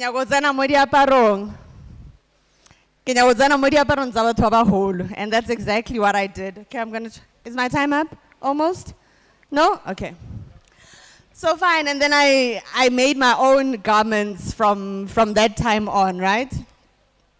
And then fast forward, came back from England, obviously didn't buy taxis because it wasn't socially acceptable. More so especially because of Wanyana as well, and then Orakadi taxi, and then this, and then that. So anyway, I came back and I studied fashion design. I studied fashion design called Damelin, right? I did a 2-year diploma. And then after that, I met a friend of mine and we decided to start Venzuse together. Now, Venzuse, I've always been an African child, you know. I think I was very fortunate. Okay, by a show of hands, ne? Not white dog. I can see, mama. I can see. She's my type. So growing up, I think we were fortunate because re hodisitswe ka mempopo ya Basotho. Like we literally played with baby dolls that looked like us. And I think that somehow does something to your psyche. You know, because odlala ka motho e leng hore o tshwana le wena is being sold at the store is just as beautiful as you are. So I guess that I'm grateful for my dad being a conscious person, you know, and which is why when I studied my African fashion brand, it had to be unique to who I was. So I'm all about supporting the black child, right? So hence my name, Venzuse. Okay, now I'm not wearing too much print, but it's a representation here a bit. So the brand Venzuse is a combination of African languages. Obviously, I couldn't fit all of them in. So it's a Venda, Sizulu, Lesepedi, right? So it's uniquely who I am because I'm African, but also I wanted it to sound internationally palatable so that the brand is not just based Mohai, right? So I was fortunate. Yeah, entrepreneurship is tough. It's tough. After studying Go Demelin, and then I went into the business. Vatswadi was like, okay, fine, you've studied. We gave an okay for you to do what you want to do. So Katsena di fashion design, I unfortunately didn't go so well. Went to the 9 to 5, kailo verka ko Edcon. I think I was there for like a year and a half. And after that, it was like, like negimelwa, you know, I just can't do, besides the rules and everything, but just the passion, you know. I think when you're an entrepreneur, the element, yeah, passion is so important. And with, I see you nodding there, the element, yeah, passion is so important. And I know as flimsy as it somehow sounds, fashion is my passion, you know. But entrepreneurship is so hard sometimes that it's literally your passion sometimes alone that gets you by to do what you want to do, right? So fine, and then went into the business. And now the disadvantage was that I was young at the time, right? And I was interested in doing wedding garments. Now when I used to be very like tinier than what I am now. So him me o moholo atla oro ka di rogo tsa manyalo, you know, it's like o tlo senya masela wena. So basically this is why I think as a woman, as I age, it's the more I make money. Because the older I look in my field, the more capable I look like like I can actually pull something off like that, right? So as the years went by, and then Ebeki decided to focus on the marriage material side of things because ke rata lenyalo, ke rata lerato, but most of all, like I said, I'm all for the black child winning. I think it's very important for us to go back to the family unit, and in order to do that, back to the family unit means sanse re nyalaneng. Marriage material, supporting, basically, you know. So I went and I did marriage material because I work with bridal gowns, but also a play on the words because so hence the name marriage material. So I'll go to 2020. I think maybe my time is about up. Am I good? Okay. So I'll go to 2020 lockdown. I think that was a very valuable lesson. You know, as designers, unale arrogance or no, etc., etc. So when lockdown hit, obviously, akona di event, akona manyalo, akona di graduation, there's nothing to go by. So literally, I researched. I was like, okay, fine, corona, huirahalanga, corona. Went researched in China what was going on. I'm like, they're wearing masks. At the time, nobody was doing masks. And it took so much for me, from making wedding gowns to making just the mask, because I thought, yo, street cred, you know? But I went and I did it, and I'll just summarize the lesson. Basically, I had to tap into the entrepreneur and leave the fluff out and say, you know what, this is your time to make money. And I'm telling you, that time, but I made so much money. Should I wrap it up? Okay, fine. Then there's Lali the doll. You know, I'll just try wrap it up. So I've partnered up with Lali. As I've said, the importance of a black child growing up and playing Kampopo o tshwanang le yena, you know? So I've partnered up with Lali at this point in time. And what happens now, we've come up with a deal where if you're coming to make your wedding dress by me, your matric dance dress by me, I'm going to make a replica for the Lali doll. I'll just summarize it like that. Thank you. Thank you so much. We can stand. You can stand. Where is my photographer now? Where's my photographer? Okay, he's here. You know, more than anything, I like the packaging, but you see, this is professionalism. I love the packaging. Can you see that? This kind of packaging. I think checkers. I get a ribiti plastic ribita checkers. I think checkers. Do you understand, Mara, the packaging? So this is very, very important, beautiful people. So now, I don't know. You have to be versatile like that because business is like that. You have to be as versatile as possible. Yeah, you can have a seat too. You have to be as versatile as possible, beautiful people. So business was not working, it was tough, this and this was happening, but what she ended up doing was that, listen, I'm now going to do the mask. I remember when business has been like very tough for me. I mean, even as a speaker, because this is how you make money. You make people come to your event, they pay and all that kind of stuff. So now, when that was no longer happening, guess what? I moved into another business. You have to be versatile like that. And I started I'm a manufacturer now. Nahana from Hongwaladi Buka to a speaker, to TV, to radio, to now becoming a new manufacturer. So, I've got a company called Mesh, just started not long, but now guess what it does? We manufacture cleaning products, like from raw materials until it's a finished product. So, honyaka handy ending, ngaw yeletsa yon. Honyaka jig, ngaw yeletsa yon. Honyaka sanitizer, I can do it for you. If unyaka anything that is a detergent, cleaning detergents, I can do it for you. Do you understand? And this is all about when one thing fails, you go to the other. Just stuff like that. My brother, can you please come over? So guys, I'm saying, what is the value of today? What is it that you're learning? Go to our socials, please. Instagram, Facebook, go there. Give us your comments. Those of you that are online as well, please make sure that you give us your comment because we want to understand where we can polish ourselves and also how can we help you. So please do that. My brother here, what I like about him, he's the one that's decided, right sitting down in the midst of you guys, decided to say, no, I'm going to give away that 1.5. And I'm making him stand because he kept to his word. It's in. Or 1.5. It's in.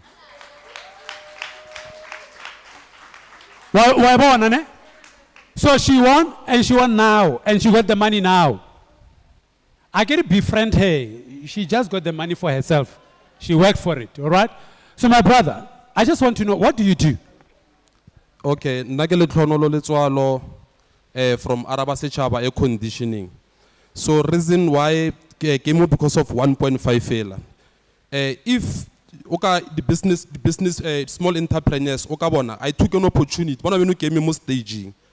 I could easily take that 1.5 ka reka mowe te ka tlhapa matso ka yona or ka jive style se seng se le sa sitsi. Mara I took an opportunity. Ona beno bonkitsi ke aba itsi ke alitsi la nkitsi. So that's business. And then lastly, I've been expelled to 7 high schools. Expeller. I cannot stand at 7. 7 high schools. Everyone barki useless. Because of I knew who I was and I knew what I wanted. Kacheno, there's 46 employees. Thank you.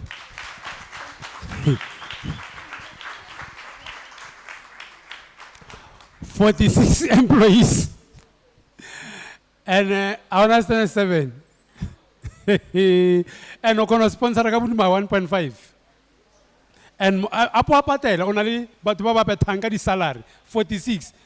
Mara guys understand there are no excuse in life. Do you understand? There's no excuse in life. Don't come here and give us excuses. I told you before when we started, excuse. You always got progress in life. Self-pity. You're not going to get anywhere. I understand. What's a not 30 degrees? I got employ. We employ a degree. How? The man who employ a degree. How? There's someone who was talking. Kebrabiza. I can't remember. Arno hoya skolong ba ruta fela hore obe employee. Think Brabiza. Waba? Aya skolong. Wa employer. Wana wa employee wa. Ufiwa li 350. Haona silo. Because haona honey.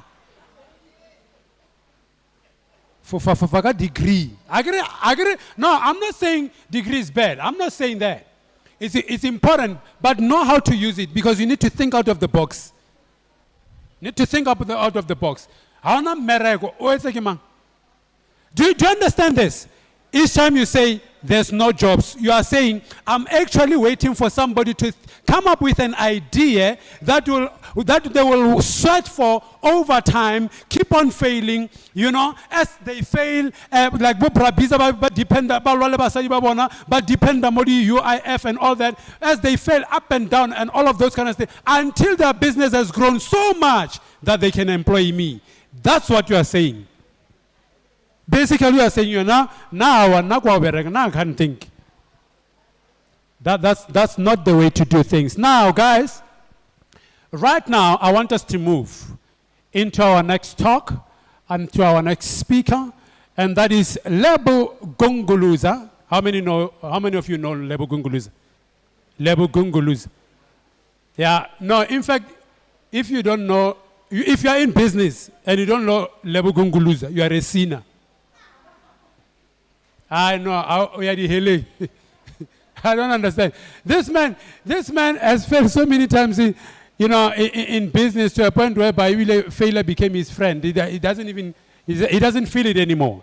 And we didn't meet because somehow, some way, I was saying, please employ me, or he was saying, employ me. No, we met because of an idea. Are you hearing what I'm saying to you? We met because of an idea, and we are busy right now working on a very serious project that is going to impact your lives. Listen, we are busy working on this witty project that is going to impact your life. We're busy with this project. We call it from great mess to greatness. We're going to teach you and help you to learn how to enterprise your problems. You understand? Instead of being emotional, no, you're going to learn how to enterprise your problems. Now, he's going to be talking to us about the importance of, digital space. How to get into the digital space and the importance thereof when you're in business. We are now online. We spoke to people already in Nigeria. We spoke to people in Durban. We spoke to people in Cape Town. We're speaking to people everywhere, but we are right here. So, go to your phones again. Lebo Gunguluza, follow. Maralena naga ipulela. Martin Manamela, follow. Manamela Martin, follow. It's a serious thing, this thing. Follow and learn. Lebo Gunguluza. Matso.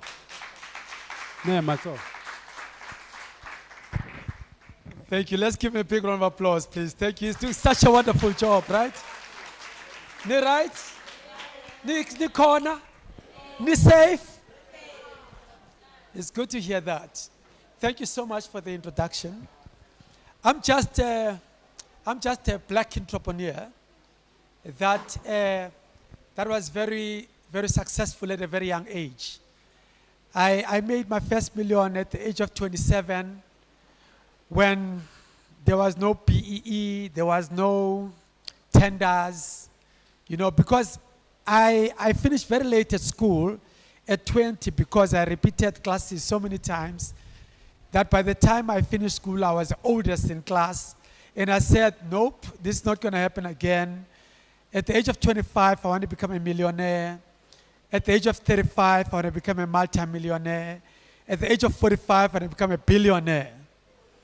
So those are the goals that I had set for myself. I don't know how other people set up their own goals, but they were my goals, right? So yes, I reached the first goal at 27, which was 2 years late. I became one of the youngest self-made millionaires in South Africa. I bought Porsche at the youngest age, and that was very good for me because at least I reached the first goal. I reached the second goal at the age of 33 when I became a certified multimillionaire. By that time, I owned about 4 hotels in South Africa that are worth 1.2 billion. I'm now valued at about 360 million. No, I'm just giving you the background so that when I share what I share with you, you understand where I'm coming from. So in 2010, I made quite a lot of money. That's when I bought into the hotel group, where I owned about 36% now, which is why I'm valued at 360 million.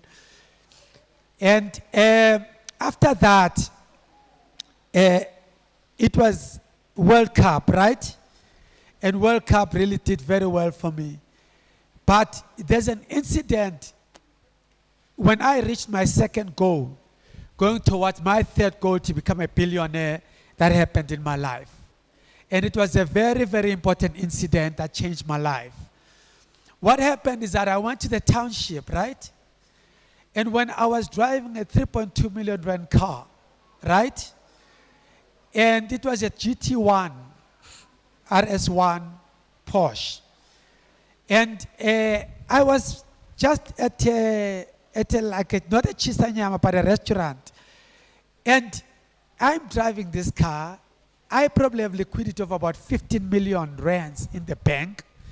And a person came to ask me for 5 rands. And you could see that they're desperate asking for these 5 rands. And I felt so bad that I am so advanced. And yet our people in the township are struggling. And I was about to make 2 important decisions in my life that time that person came to ask me for that 5 rands. The decision I was going to make, which I had already started, is that I had already bought into the hotel group, and I was already 26% shareholder as a black PE partner. And I already bought into a publishing house where I was already a 40% owner. The biggest publishing house in South Africa that used to publish Sawubona magazine. Who knows Sawubona magazine? Sawubona magazine was on SAA. Sawubona magazine used to generate on a monthly basis 3 million. I used to pick up 150,000 rands as my salary every single month from one publication. From the rest of the other publications, I used to pick up another 100,000. So on average, without doing anything else, I used to get paid a return of 250,000 without doing nothing, just publishing. And I still had the hotels. So all I needed to do next step now is to become a PE partner in the other white companies and become this rich black guy. That's all I needed to do. And I can guarantee you, I would have definitely become a billionaire by 45. But my journey on that day changed. That level, you already have hotels. You already have a house in PE. You already have a house in Durban. You already have a house in Joburg. You have 7 cars. They're all written Gem 1 to Gem 7. What else do you want? What is it going to help you to become a billionaire when your people are suffering? I made a very important decision. I said, instead of taking this 15 million rands that I've got on hand and investing it in buying 25% stake here, 30% stake here, 5%, and spending 1 million here, 2 million here, 3 million, I made a very important decision. I said, do I want to take this money and give it to white people and buy those stakes? Or do I make a decision to empower my own people in the township and create a program where I invest in them and I build them so that they can become like me and learn from me? Guess what? This decision would have made me a billionaire by 45, definitely. But this decision made me have to hustle with my own people and invest in them rather than investing on white people. I chose the most difficult route to invest in my people. I spent on a program called 12-12-12, where I recruit 12 entrepreneurs every 12 months to run 12 companies with them. Do you know how difficult it is to start a company and run a company? Now, can you imagine it running with 12 people who don't know what they're doing? I had to do that for 5 years of my life. I call that a calling, because I spent 8.6 million on these young entrepreneurs, and 4 of these young entrepreneurs became millionaires. Now, I'm talking reality here, and I'm going to bring you back to the reality that I'm talking about. But can I tell you, the 5th year of my program, after impacting 36 young entrepreneurs, the 5th year of my young entrepreneur, there was a young boy, very talented, also from the township of Tembisa. He said, Lebo, I've got this idea. You can start a bank without owning a bank. I said, what? You can start a digital bank. I've been studying this thing. I said, okay, I'm going to invest in this thing. I took this young man with me to London because he had such a bright mind, so that he can see how digital banks work in London. He has never even been out of Johannesburg. I took him back. I took him all the way to London to go and mix with the best of the best in the payments and fintech world in London. I changed his life completely. And what I did, when we came back, he was so excited, we executed the digital bank. In 2017, if I can show you, if I had a video here, I was going to show you when I launched the digital bank. It was the most exciting thing. He worked so hard for us to launch the digital bank. The digital bank was called AZA Bank. It was groundbreaking. It was amazing. But the only reason why we couldn't launch this bank, that was the last year of my 12-12-12 program, because I had intended to last for 5 years, so it was my 5th year. I spent 3 million on this particular project. And guess what? When I thought our country was going to support us, instead they went against us. Because they also did not even understand digital banking themselves. We were the first one to launch a digital bank in South Africa. Before Discovery Bank, before Time Bank, before Bank Zero. We wanted to be the first, and we wanted to be black. And we wanted to be proud. And guess where we failed? We failed on regulatory. We failed on compliance. We failed because no one guided us on how to take the step and overtake that part. But from a digital and technology part, we were kings. We were better than Time Bank. You will not believe it. But we failed there. And unfortunately, it collapsed. But then after that, I got sold into the idea of digital. Because digital is the future. Now, I will fast forward a few years later. I postponed my journey on chasing $1 billion, but I chased a different calling. A different calling that I chased was to empower as many Africans into the digital economy. That was now my new calling. And I started exploring to understand how can we get as many black people, as many Africans into the digital space. Because clearly, if I can start a bank and be stopped only by compliance, that means that I would have been a billionaire through this bank. But I never gave up on the journey of the bank because I've got something else that I will launch in 4 months' time that will overtake digital banks and banking. But I'll discuss that on another day. The most important thing now is you, not me. What did I do to make sure that the African child has a chance in the digital space? I'm going to ask you 2 questions. I asked myself these questions also. Who was the richest man in the last 3 years in the world?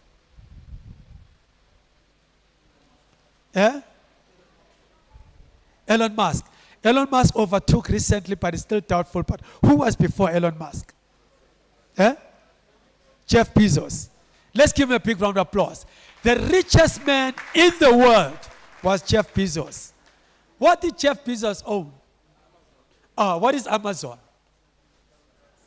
What is it? It's an e-commerce store, right? Does Amazon own any products? No, right? What is that called? Drop shipping, right? Let's move on. Who is the richest man in China? Jack Ma. What does Jack Ma own? What is Alibaba? E-commerce store. What is an e-commerce store? It's drop shipping because he owns no product. Then you tell me, where's the future of Africa? Let's give yourselves a big round of applause. Where is the future of Africa? If today, because of technology, you can sell products without owning them, what does it do to us? What chance does it give us as Africans? Who knows anything about the 4th Industrial Revolution? What makes the 4th Industrial Revolution? So I'm not here to motivate you. I'm here to tell you the truth. What makes the 4th Industrial Revolution? The 4th Industrial Revolution is made out of 5 things. It's just that I don't have a lot of time, but because I feel it's important to educate you, I will stay here because I've got another engagement. But it's very important that I educate the black child. Because if I'm to become a billionaire in the next 3 years, I want you with me. I want you to come with me. I want you to be next to me here. Just like I did with the 12-12-12. I made them millionaires. Now let's become billionaires, all of us. Now, let's start with the first thing. What are you holding on your phone and what are you using to shoot me? It's a mobile phone, right? Now, how many companies are existing in the world because of this little thing that you are holding? Can I hold this thing? Can you borrow me? I know you're shooting me. What is this thing? No, it's not a cell phone anymore. It's a smartphone, right? What is a smartphone? It's a smart office, right? So, what is in this thing? What do you get out of a mobile phone? You get to call, right? It's a telephone. If you go to an office, what do you need when you go to an office? You are going there to make calls in the office, right? What is the second thing that you get out of this thing? You get to have internet, right? When you go to an office, you want to go get internet, right? What else do you get out of things? Emails, right? When you go to an office, you want to go get emails, right?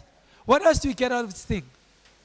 You get to communicate with people via communication platform. What are those communication platforms? WhatsApp, Telegram, Facebook. You get to communicate with the world, right? What do you get out of this thing? You get all of those things, right? Now, and on the top of that, you get so many tools that are called apps out of this thing that are making you design, that are making you create invoices, so if you've got this tool on your hand, why are you failing? Let's start there. So this is the first part of the 4th Industrial Revolution. So this thing that you are holding is no longer a phone. It's a supercomputer. I want you to hear this word from me. It's a supercomputer that can make you operate. Even in bed, you can do business and make money right there. You understand? So most young people use this tool for influencing, right? Now they've got jobs because of this thing. They're influencers, right? They are more stronger than media houses that have been there for years. So if I've got more than 500,000 followers on my Instagram page. It means I'm stronger than a magazine that used to have 30,000 subscribers or 30,000 buyers. That means you are now more powerful than a magazine. Hence, there's a culture of influencers. Are you getting me? Because of this thing. Certain companies in the world would not exist if this thing was not here. Talk to me about those companies. Uber. Would Uber be around if this thing was not around? Talk to me again. Airbnb. Instagram. Would Instagram be around if it was not for this thing? No. How many users does Uber have to date? 91 million users. And what is the only channel for people to use Uber in the world is this thing. So if everyone were to switch off this thing, will Uber be in existence tomorrow? If you were to stop this thing and not use it, would Instagram be in business tomorrow? Uber is worth 3.8 billion because of this thing.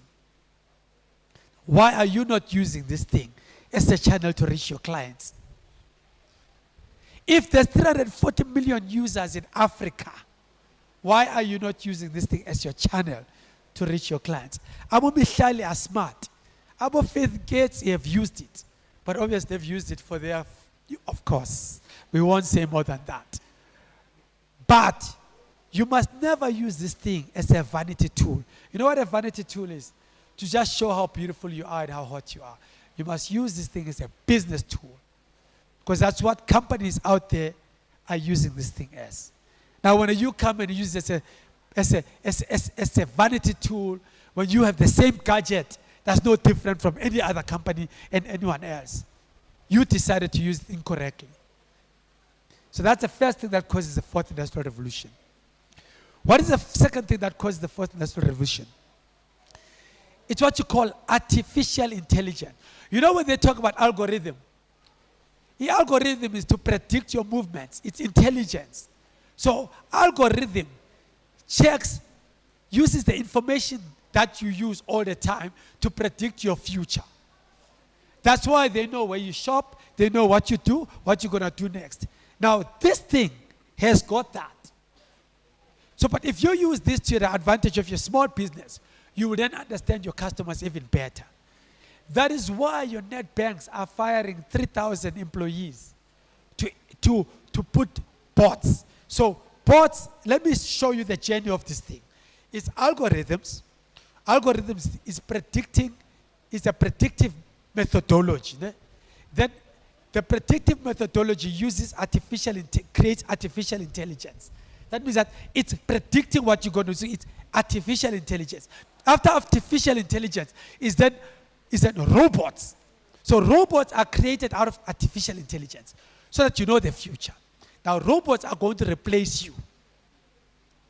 So if you've got a job of telesales and all that stuff and contact center, robots are going to do it better than you. Do you know why? They are replacing you with robots. Do you know why their banks are closing down? Because they're using technology. They're using bots. They're using artificial intelligence. That means that when you get sick, when you yawn, when you sleep, when you've got a brother that's got whatever and you can't come to work, do robots or do bots get sick? No. They work 24/7. So if you don't teach yourself these new skills, you're going to be replaced. Must make you think twice. That's a revolution. That's a revolution. That's why they call it an industrial revolution. It means it's a replacement of people. That's the sad part. The third thing is what you call cloud. Have you ever heard of cloud? A cloud means that the information that used to sit on CDs and all your music, remember your music used to sit on physical devices. Remember, who was the last person here who still goes to get a DVD to go play in their DVD play? Eh? When was the last time you played a CD? Who still plays a CD here? It's because the content of the music is no longer sitting on a physical device. It's sitting on what you call the cloud. What does it mean? It means that tomorrow you can be the next Netflix. Do you know why Netflix is messing up with DSTV? It's because DSTV is still putting content on this decoder. They're still decoding when the world has gone to the cloud. That means the information no longer sits on the decoder. The information no longer sits on this. That's why they are removing all these things that are going away. No? This is what you call these SABC things. They're becoming digital because they understand the power of digital. So these days, as long as you've got internet, you can watch anything. YouTube, Netflix, everything. What does it mean for the black child? It means that you don't have to own the content. Does Netflix own the content?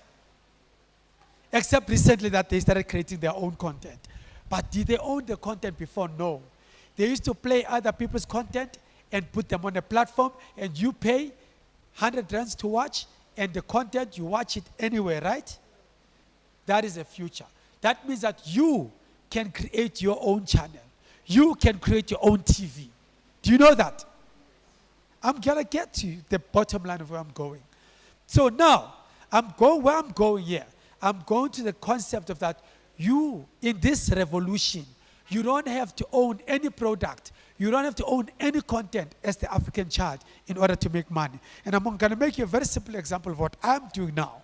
That's going to explain that. Right? Now, that's cloud.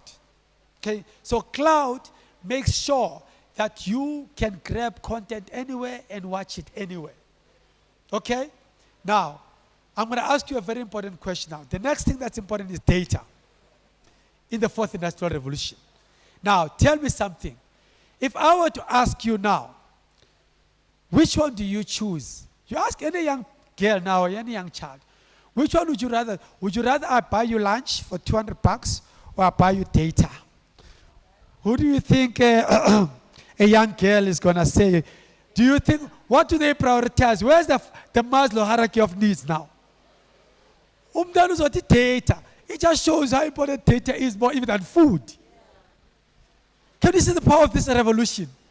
Now, data, something that never existed before, is now more important than food. What does that tell you? As a mother, as a brother, as a sister. Huh? What does that tell you? It tells you only one thing and one thing only.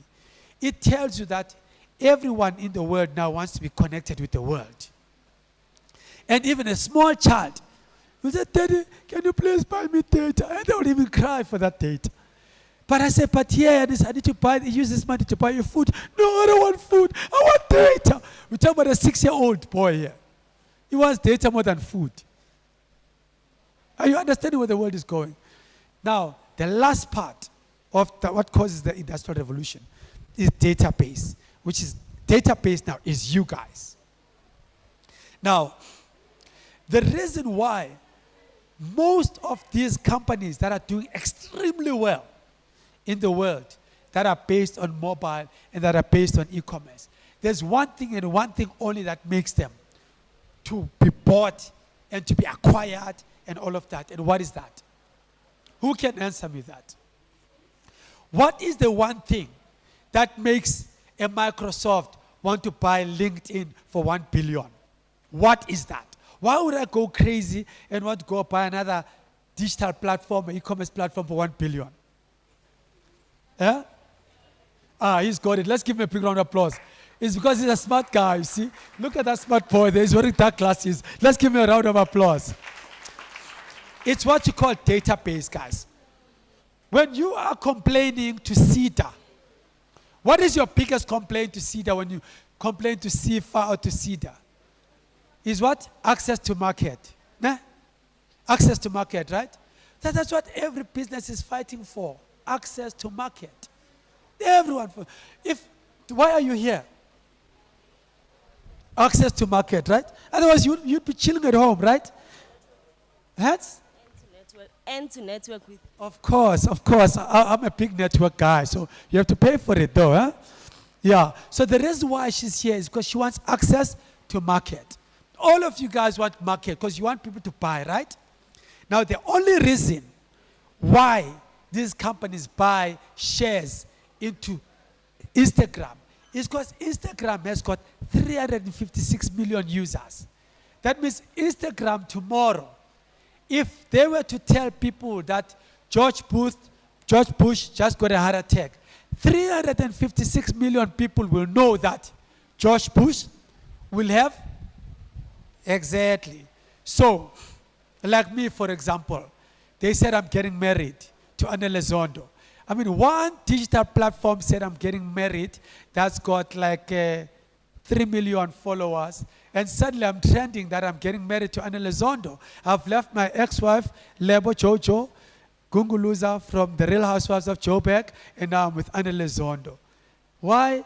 The only reason why that message could get through to you quicker is because of digital database. Do you get what I'm saying? Those guys control a lot of people, and that's what you call influence. Now let's take it back to you now. Having known that digital creates an opportunity for you to own database that buys from you over and over again, and that will have artificial intelligence where you can predict your clients and what they will buy next. It gives you the power to have what you call a sustainable business over time. Let me make you an example. 2 years ago, I started a platform called Lux Empire VIP. Now, Lux Empire VIP was targeting a very niche market. Rich people who want to go watch polo races. So in the last year alone, while everyone else was suffering from COVID, me that platform, even though I was sleeping, I was traveling, it made 5 million. I didn't even have to do much. 5 million, I didn't have to do much. Now, it's a platform that understood its audience and had a repeat clientele, and that made money without me having to even lift my finger. How many of you guys want to experience the same thing where you just make 5 million and you're not doing nothing, you are sleeping? Because that's what the digital world does. The digital world, you don't have to be there for people to be able to buy. The fastest growing company in South Africa is Takealot. The fastest growing company in the world is Amazon. The fastest growing company in China is Alibaba. And all those companies are e-commerce platforms. And all those e-commerce platforms are drop shippers. They don't own any product. What is the opportunity for you as the African child? The opportunity for you as the African child is that you go to this lady and say, Sissy, you are selling beautiful stuff. Can I create an e-commerce store and put your things on my e-commerce store, and I sell to my audience or to the world? And, Sissy, the money on drop shipping, how drop shipping works, is that people pay into your e-commerce platform first. So, sis, how much are you selling this thing for?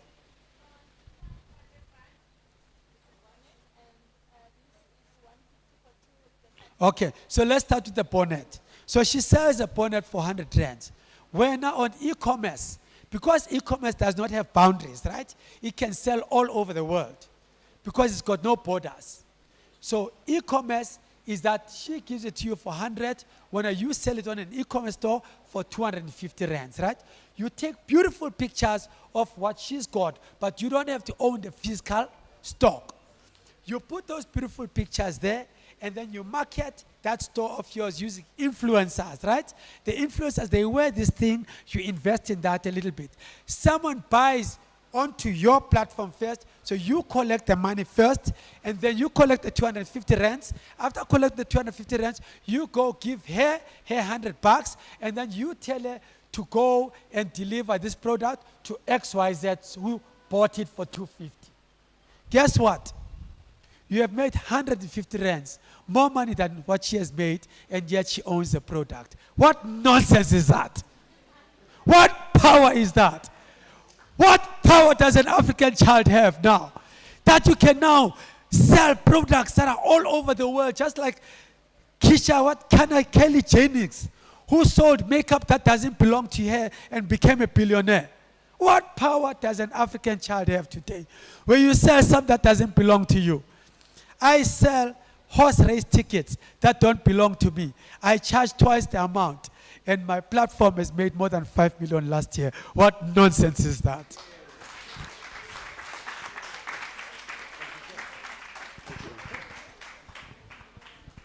Nonsense. Yeah, I guess I treat English nonsense. It's English nonsense. Are we learning, guys? Is it value for you to be here? I hope you're not missing your girlfriend, boyfriend. You're getting knowledge right now. You are being transformed right now. It's value for your time. You're only busy with the omnibus right now.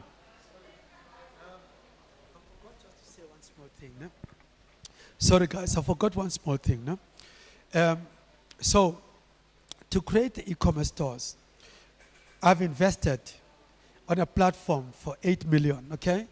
To make it easy for the African child to have an e-commerce store, okay? That's my investment into you, right? So the platform is called Weezy Africa. So it's web made easy for Africa. So we just short it to Weezy Africa. It's W-E, so just take it down. W-E-A, it's very important you take it correctly. Ne? It's W-E-A-S-Y Africa.com. Okay, yeah, one word, Weezy Africa. So I've invested in that. It's a platform that I picked up in Portugal. And now I said to this Portuguese, I want to make it easy for the African child. But there's other platforms out there, but this is very important. Like Shopify, EasyWeed, Wix, that are no-code platform where you can create an e-commerce store. But the problem with those platforms is that they charge you in dollars and they make you pay. And the problem is that it's a journey to have an e-commerce store. So it's a journey. So I need you to contact him when you want to be trained into also running your own e-commerce store and to be trained to running drop shipping, okay? So that's the first part. The second part that's very, very important is that we're investing in the township economy in a big way. And part what we do, we're developing properties in the township, okay? Where it can be easy for you to have a place just for 2,500. You have an apartment that's got Wi-Fi, so that you can be able to run your digital business in your own apartment, because you can run an e-commerce even from Mkuku and still make a lot of money and sell things that you don't own. But we want to now create a Wi-Fi apartments for 2,500 rents only in the townships, so that the African child can move forward. And I'd like to invite my business partner, Ulebs, here, just 4 minutes only to tell him about the amount of money we're spending. We're setting up $100 million fund to make sure this is happening. And I'm working with him. Let's give him a big round of applause to empower the township child and the township economy. Thank you so much.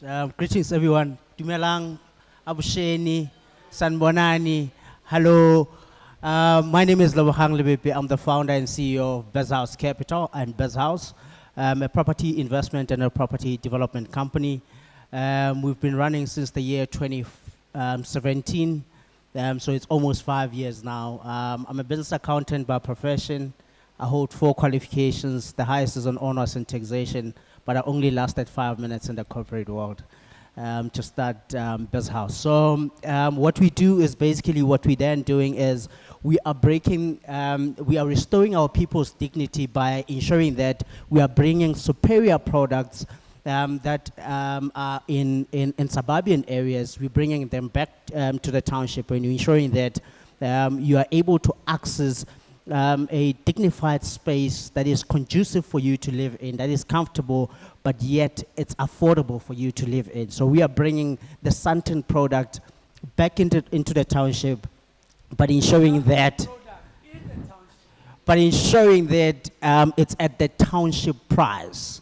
So we're ensuring that we are bringing suburban product back into the township, but we're ensuring that affordability is not an issue for our people. You're looking at the statistics, they tell you that more than 75% of the population of South Africa, they earn less than 15,000 rand per household. This is an average household of about 6 people. So that's exactly what we are trying to do, to ensure that you are able to access the product, but at an affordable amount. And we also ensuring that you are able to also access a platform where you can actually invest and be part of that particular movement that we're bringing in the township. We're breaking the barrier to entry into property investment market for millions of rands. So we just closed the prospectus that enabled people to invest from as little as 5,000 rand. That's exactly what we're doing in the township. Thank you very much, ladies and gentlemen. So I'm closing now. So to participate in this thing, we'll explain to you exactly how, so you can also be an investor in property and also own the property. Okay? Thank you very much. Right, thank you so very much. Right now, while I'm gonna be saying what I'm saying, I want all our exhibitors, the representatives to all our exhibitors to come forward, please, quickly. Now, beautiful people, I still say, please, go to T page on Facebook, comment, talk to us there. We want to hear what you say, because we are not going to be able to ask each and every one of you. Maybe, you know, this thing of comment, we are saying comment because we want to know what you're thinking, so that next time when we do this, we can do it better according, like tailor-make to your needs. Do you understand? So when we say comment, we don't just say comment in J. We want you to comment so that we will be able to tailor-make next time the kind of speakers that you may be looking for. Because right now, we call different speakers because we didn't really know what you're looking for. But Ren, at least right now, you've been, you know, it's value add. So for those of you also that are online, please participate as well. Talk to us. Let's us, you know, make sure that we are all a part of this. Now listen, guys, Lebu. I believe that you saw how he went up and down. Tabawetsa chelata se problem mo yena. Yona ke khatlegeng. Wa itse ke khatlegeng. Wa ka le kwatile nyana le sharp. Wa itse ke khatlegeng.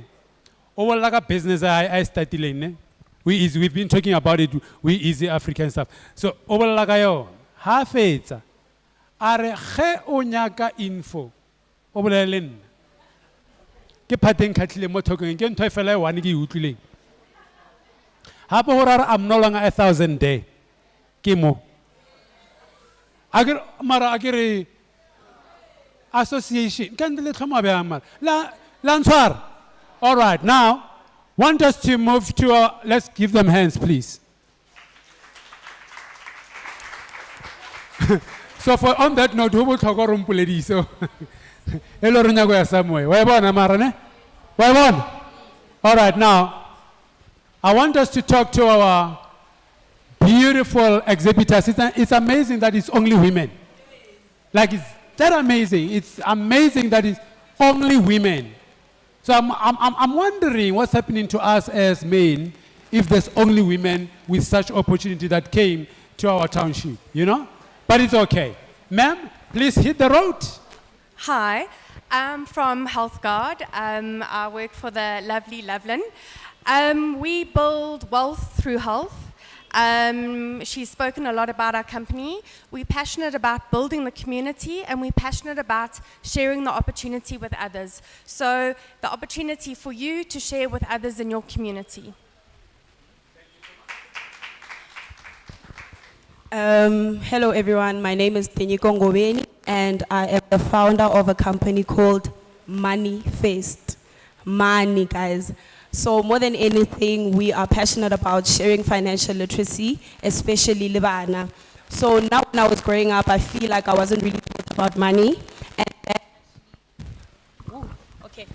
Okay, growing up, I feel like I wasn't taught about money, and I feel like that reflected in my adulthood, you know. So after giving birth, I made a decision that with my child, I'm gonna do something different.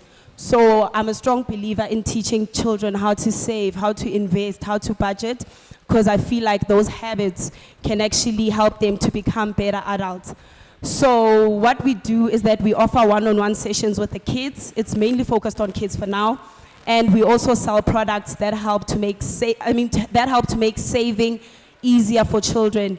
If you are interested in my services or interested in working with me, please come to the back, and also please come through and see a demonstration of all the products that we have. You can find us on Instagram. We are Manifest SA, or you can add me personally. I am Tinyiko Ngobeni, and then yeah, we can talk about how we can work together going forward. Thank you.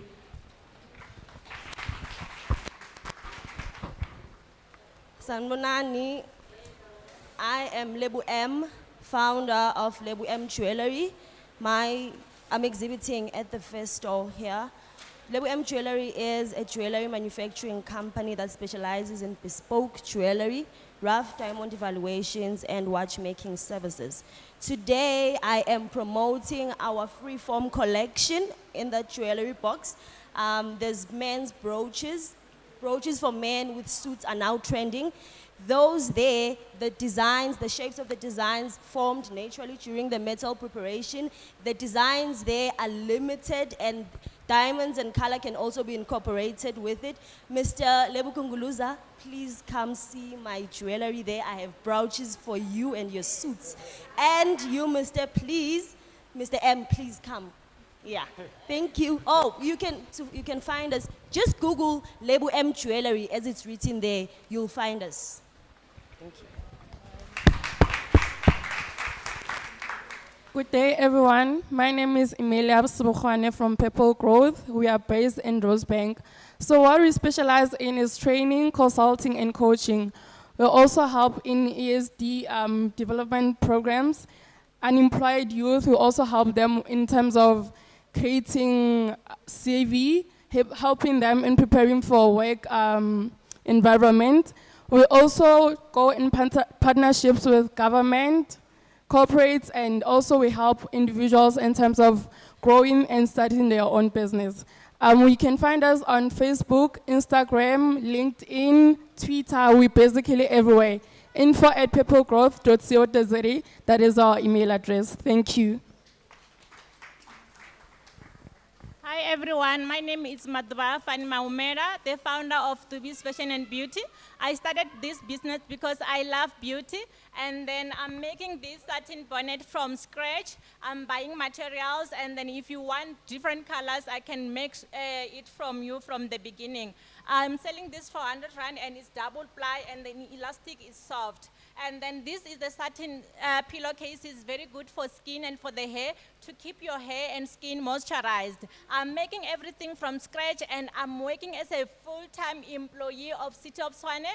And then after work, I make my stock, and then I sell, and then I also sell in bulk. So if you want to buy, you can find me on Instagram, Facebook, and then my phone number is 072-669-4716. 072-669-4716. All my details are on the Dubis Fashion and Beauty, and that's my stock. Thank you so much.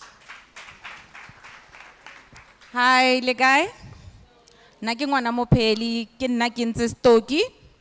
I Stoki started now. I did what?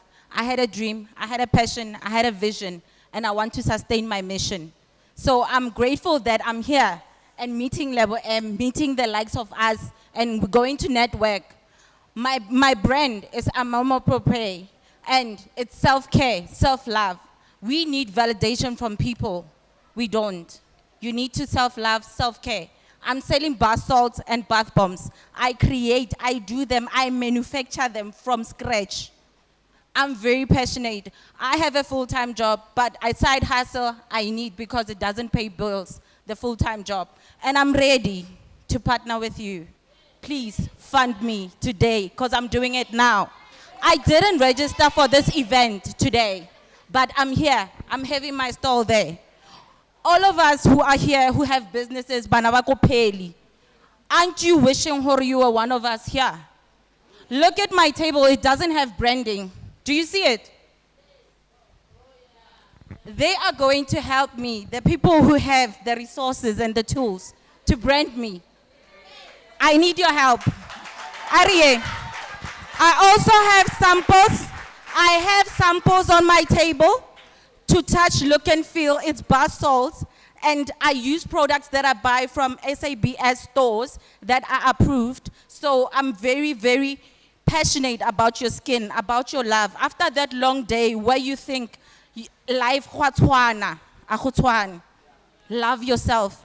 Re nagane re le ka marambata, utlwa monate, and pamper yourself. O sa emela damane. Love yourself. Self-love. Thank you. My number is 061 0390 930. 061 0390 930. My Facebook account is Kenzi Stoki. Bana ba ko gae, e tlang re berekeng. I'm ready to work. All right, thank you so much. Thank you so much, beautiful people. Thank you so, so much. All right. Gone are the days of end user thinking. You know, mindset was end user. You want a cell phone, somebody. You want a car, somebody. You want clothes, somebody. End user. You need to, lo rapela the end user prayers. Creativity dololo. So now these people are doing it for themselves. All of the speakers that came here, they showed that they started businesses from the beginning, and today they're employing people. So I'm just saying, can our minds be transformed, okay? So we have an opportunity right now, right? We're gonna be doing what we call networking. Normally they say it's networking, but I'm thinking money again. So net worth. So we're going to net worth right now. So wherever you want information and stuff, we're going to do it for only 10 minutes. Remember, we need to finish by 1. So we're only going to do that for 10 minutes. Get whatever information that you get into this, like Ashma right now. Order whatever it is that you need to order, so that because let's get that. Because of information, and which is good. All right, so again, don't stop this one thing. Go to the socials, go to T, comment, talk to us, so that we continue to be relevant to you. We want you to reimagine. We want you to rebuild. We want you to rebrand yourself. Thank you so much. Let's network.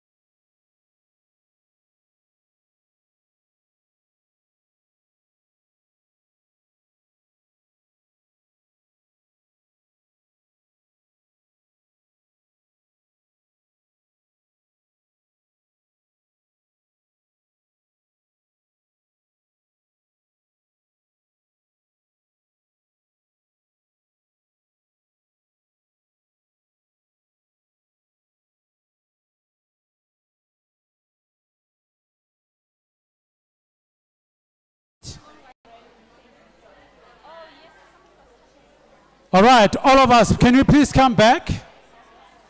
Can we please come back so that we can close? Beautiful people, can we please come back so that we can close? Can we please come back so that we can close? Hey, let's have a seat. Let's have a seat. The photo you guys fail. Let's have a seat.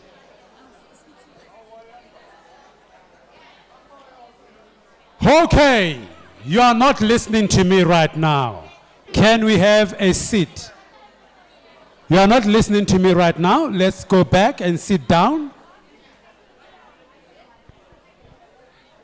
Ushers in red, but respecting the ushers in red, have a little nefas.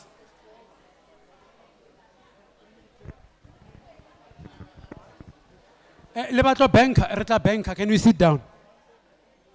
Please, can we have a seat, Refete? We're attracting beautiful people, that's good. But let's finish off our work. We can have time after this. We need to close on time, guys. We need to close on time. We need to close on time. We need to close on time. So thank you so much. Thank you so much. All right.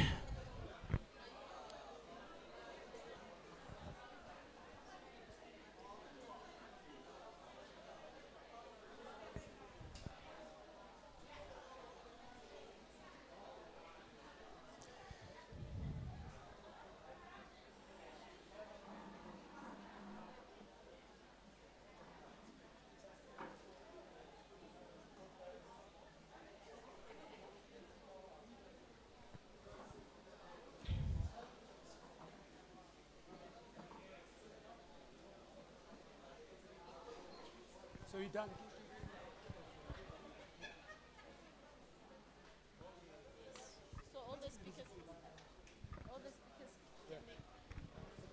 All right, now guys, we are on the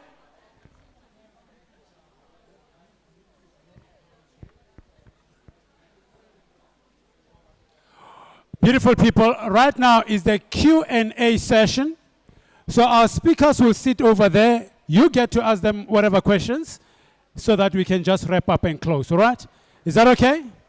Is that okay with everyone? Okay. Can we please have a seat, guys? Speakers? Can you please over there? Where are the other speakers? Yeah, you can just have a seat. Where's the other speakers? I can't see them.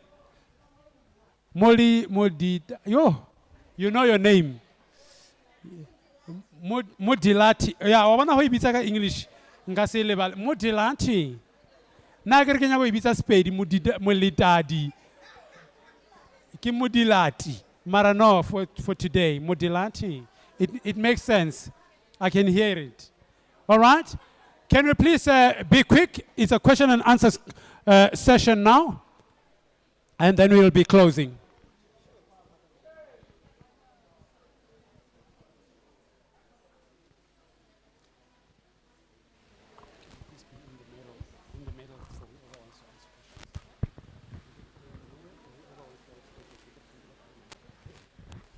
All right. Do you have any questions on the floor? Yeah, there's a question over there. Yeah. Is there another question? Any other question? Any other question from the floor? All right, I got you.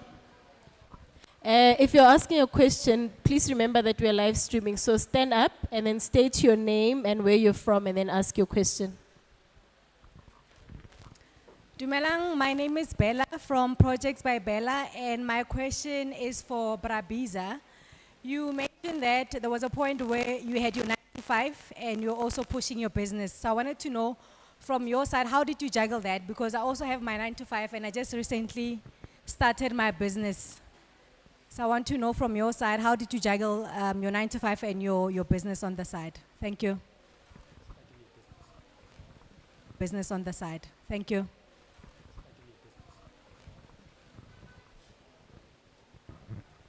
Juggling around the 9 to 5 plus the business.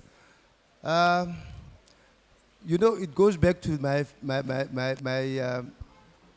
what I said earlier, that if you love to do something, you'll really have time to do it, you know? When I knocked off, I had to go to business to check what happened during the day, right? Weekends, I'll spend time in business. In the beginning phases of my business, I spent time in developing the systems, right? Then I also took time to develop a system that will monitor the systems, which is the tool that I was using to monitor what they were doing during the day.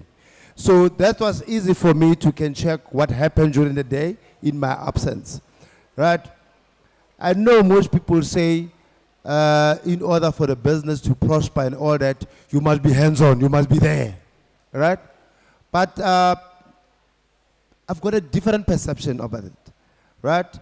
We can't do business the same old way always, right? We have to, like Mr. The gentleman here said, that we have to make use of technology, we have to make use of new ways of doing business, we have to be innovative. And so I've spent time in developing those systems that will monitor my system, and I'm still using those systems even today. Right, got it? Good, right? All right, lady in pink, raise up your hand so that she can see you. Yeah? I've got you, sir. All right, thank you so much. Hi, everyone. My name is Siamtanda Hlobo. I am a tech entrepreneur. So my question is to Uput Lebu. I have pitch decks, I have proposals, I have products. My question is, how do you fast track the process of sending a proposal and then it staying in an inbox and actually having communication with the person that you want investment from? Can you please repeat that for me? My question is, right, I have proposals and pitch decks ready, and I Oh, have you've got sent proposals and pitch decks. Yes, so my question is, how do I fast track or create a relationship between me and the person that I want investment from? So how do you basically find a prospect? Or because you're saying you've got a pitch deck and then you've got a proposal and you want to pitch this thing, Yes, I have the but product. you want to create a relationship Yes, between you and that person. yes, so that the process is faster. Or so that they can make it, so you can be in front of them. Yes. Okay. So in technology, we've got a number of terms to try and access prospective investors or prospective people that can potentially partner with you, etc., etc. So obviously, if you're sitting at home, it won't happen, right? So the first thing to do is to be out there.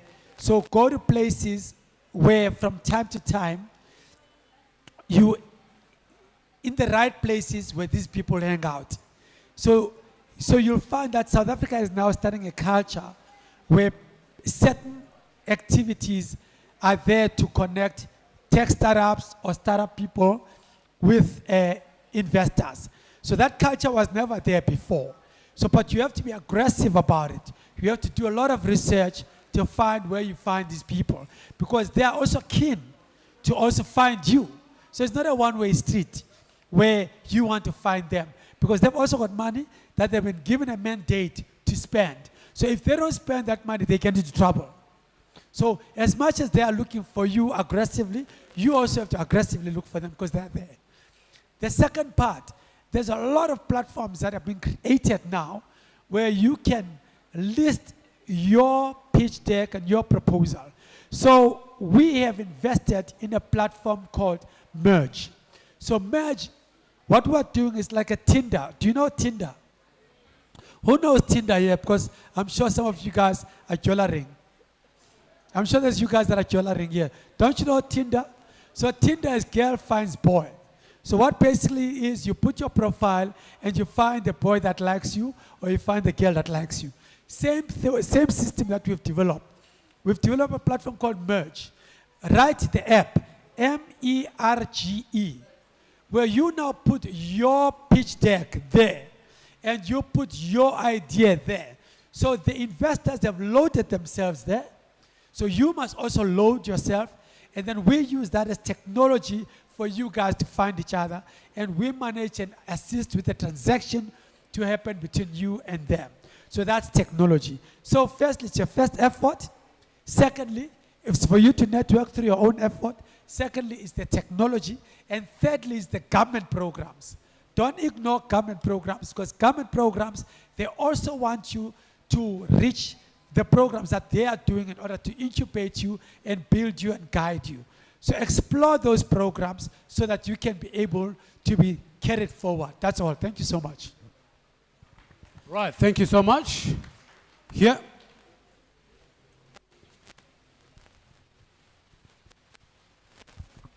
Good day. One thing that I've mentioned. I'm gonna take two last people, ne? And then we're done. Hi, my name is Tepo. As I mentioned before, I run a distribution company where I identify black products and I push them out into the market. But one thing that I've noticed is that we've been challenged and bumping into not knowing the work behind the scenes. All we see, it's the result. Lebo, you mentioned something of being, your digital bank was actually held back because of regulations. We face the same challenges.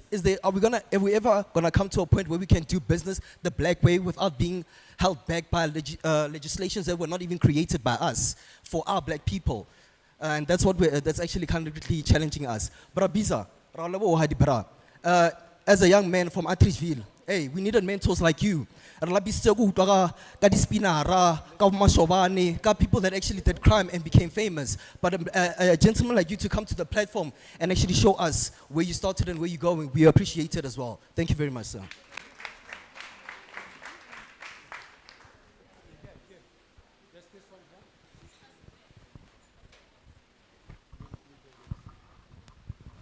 Good afternoon. My name is Mam Susan. But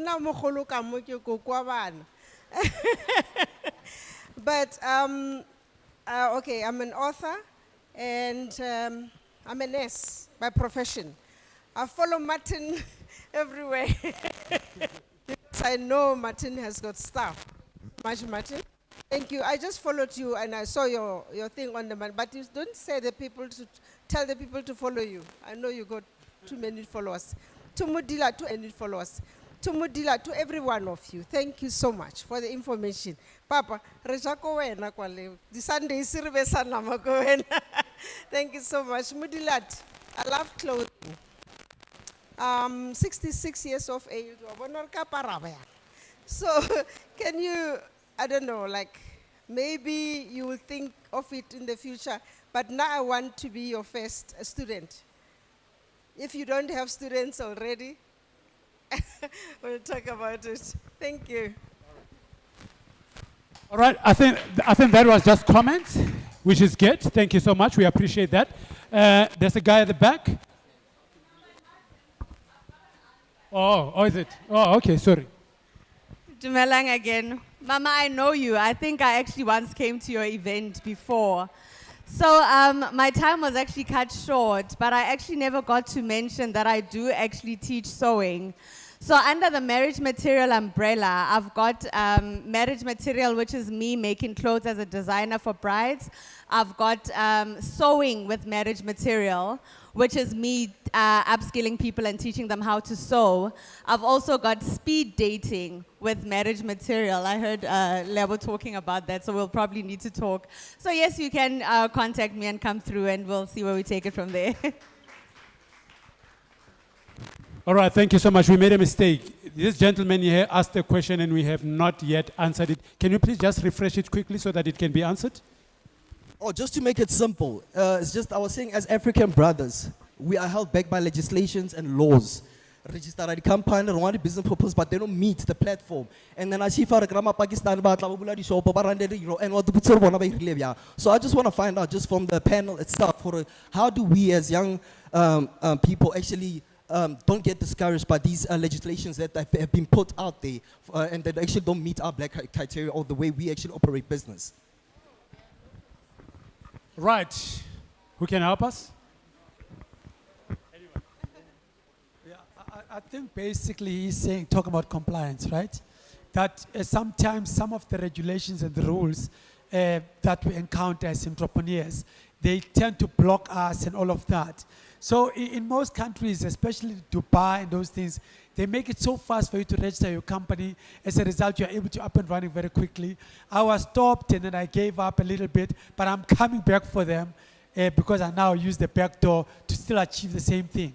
But the one thing that gets you away from all these rules and regulations is what your Ubers of this world and your Instagrams of this world and your all these technologies, because they enter into markets and they enter into regions without obeying any laws, because it's done on the app. So it's difficult to monitor anything that's done on the phone.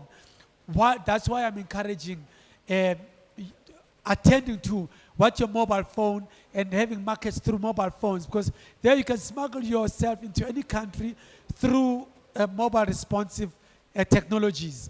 So it's an easier way of going around regulations. But for me, because I was going to accept cash and I was going to accept deposits, they were eyeing me big time when I launched. So that was it. But otherwise, generally, you can get into any market through a mobile technology. But there's other organizations and companies where you can be stopped by regulations. Maybe they can answer that. So I'm going to answer your question a little bit differently in terms of South Africa. So I did say to you a little bit when we're chatting that I am a lawyer, but part of the reason I also studied law is to be able to boost my other businesses. So I keep my law degree valid both here and in New York, but it's for the benefit of my business. So it helps me know all the loopholes and how to get around different things in different countries.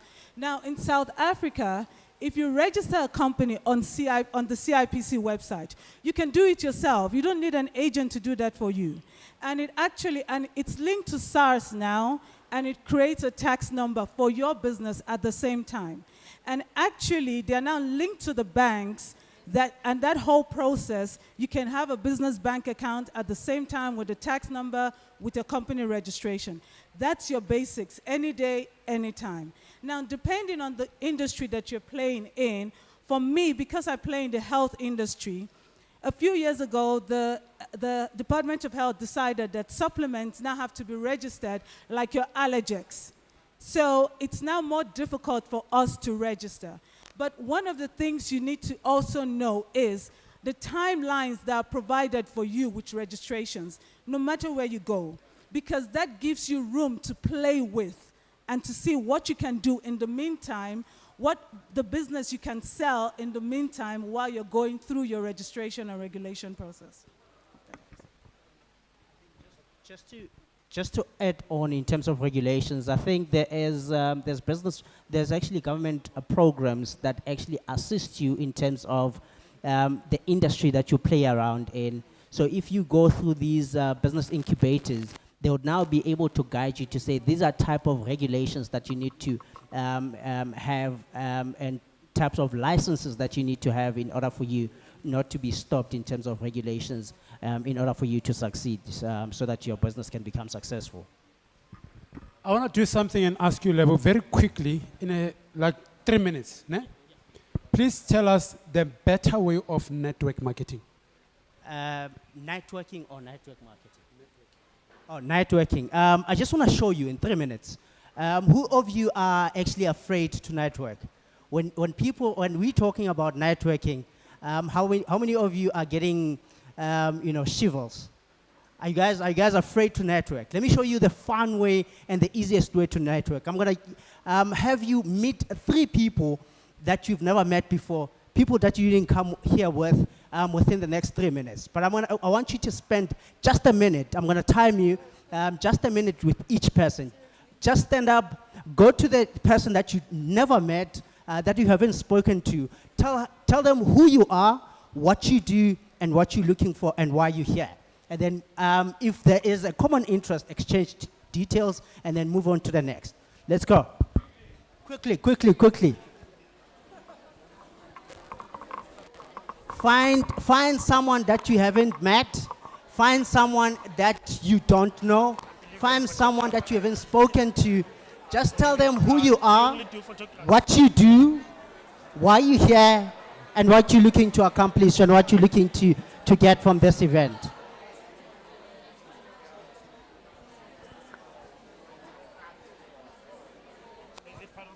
Guys, come on, come on, come on. Don't be shy. Don't be shy. Find someone. Find someone.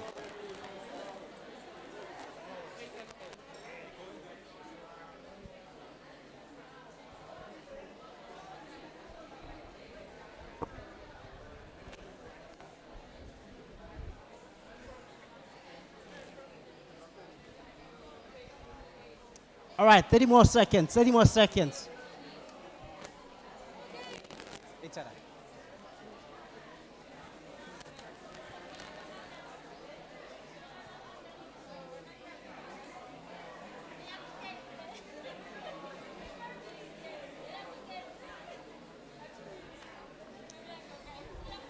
How are you?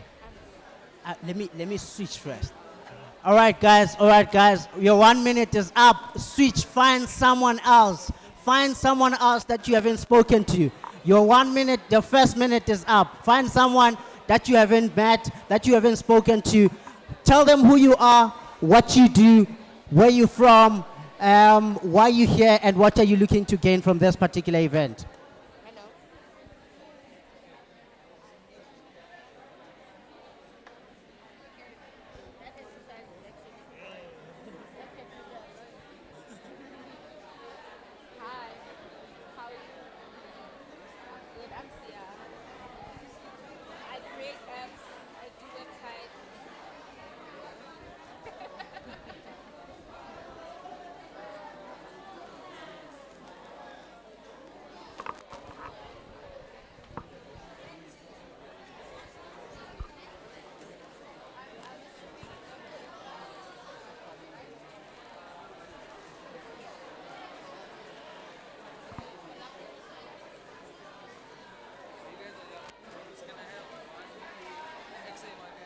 Exit.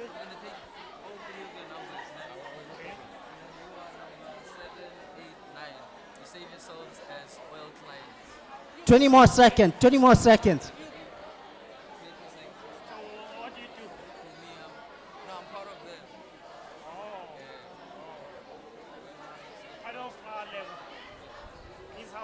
All right, guys, time up, time up, time up. Find someone else, find someone else. Time up, guys, time up. Change, switch, find someone else that you haven't spoken to. Find someone that you haven't spoken to, someone that you don't know. Tell them who you are, where you're from, what do you do, why you here, and what are you looking for. Guys, come on, switch, switch, switch, switch, switch. Time up. 60 more seconds to go. The last conversation. All right.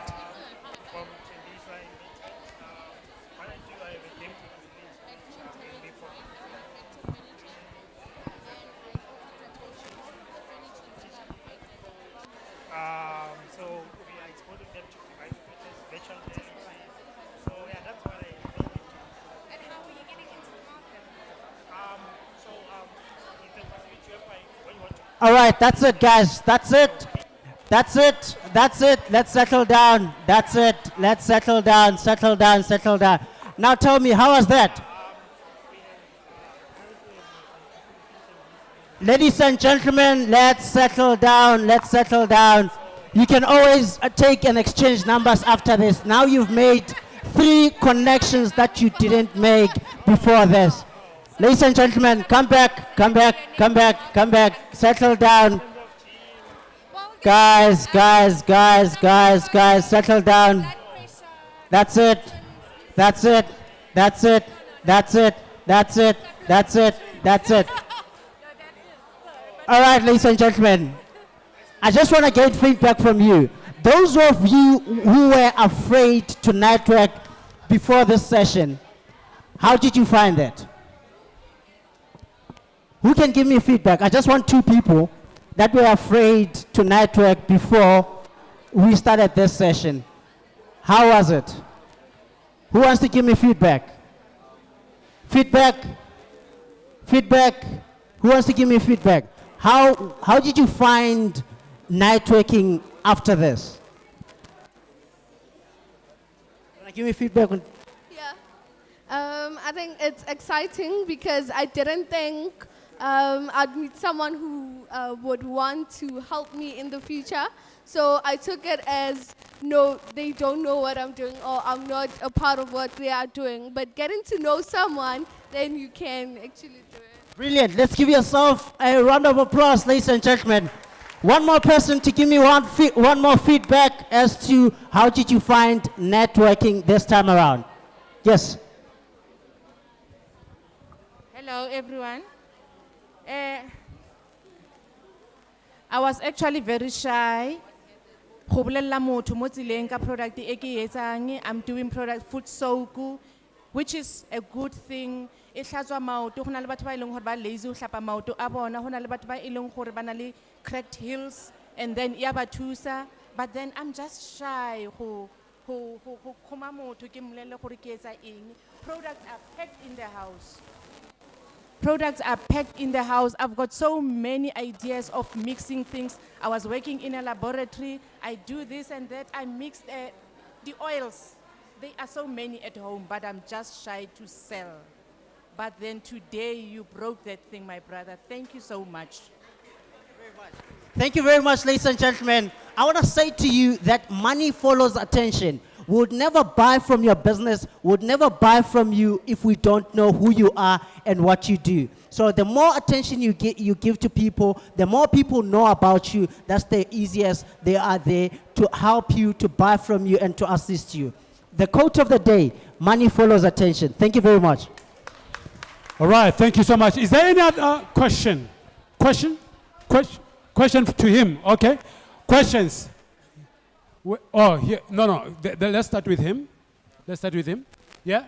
Okay, hi everyone. My name is Tsepiso Malema. I believe I'm the youngest CEO in the house. I run a technological facility which mainly focuses on digital gaming. We have a facility in Tembisa whereby we are bringing the fire into the townships through gaming.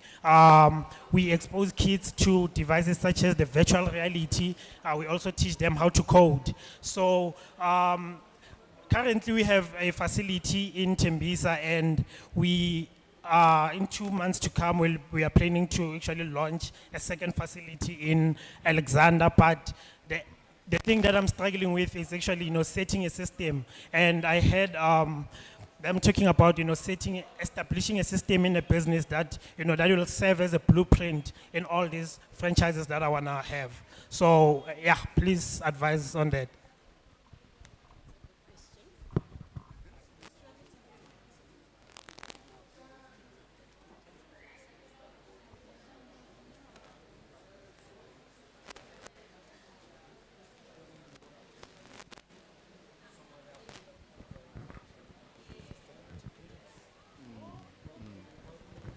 Okay, I can't give a straight answer because of it will depend on what type of business are you running, So if I know exactly what you're running, we can sit down and see what is your model of your business and what is it that you need to focus on in terms of creating the system. But for now, I don't know what business you are running in order for me to give you a straight answer. But we can meet here after this so that I hear what you're doing, and I'll give whatever advice that is relevant to your business. Right, any other question? Okay, here. Dumelang. Lebitso la ka ke Mamudula. I own Tulip Training Solutions. The gentleman in the middle, I can't remember your name because you were not very clear. Lebogang. Lebogang, you gave us something. The carrots, really, Kana ba re keng animal le ratang carrot. A rabbit, yes, but you didn't give us all the information. You told us about bringing something into our townships, but you didn't give us platforms where we can check, where we can invest and all that. Maybe I missed it, but please, we need that information. So interested. And while you're in it, please make sure that you do business offices as well. So it's accommodation plus offices for us to work in pay. Please, thank you so much. All right, thank you. I told you, Lebo. I told you. Sorry. Thank you, man. Unfortunately, the prospectus has closed literally yesterday in terms of buying the shares into our property equity fund. But we're looking to launch it again in the near future. So what you can do in the meantime to get more information, you can go to www.bezhouse.co.za.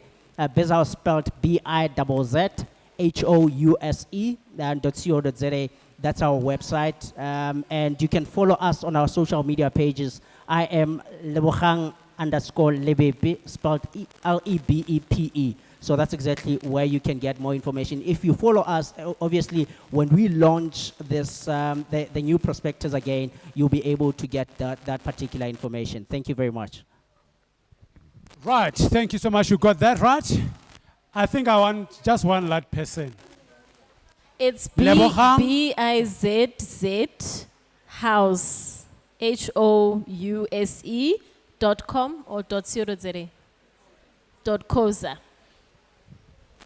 And Lebohang_Lebepe. Got it We've right? got Okay. another question here. Yeah.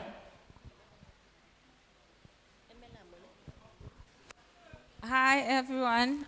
It's not basically a question. It's for the people that are very generous and the people bar rena le mbona ka tjeno.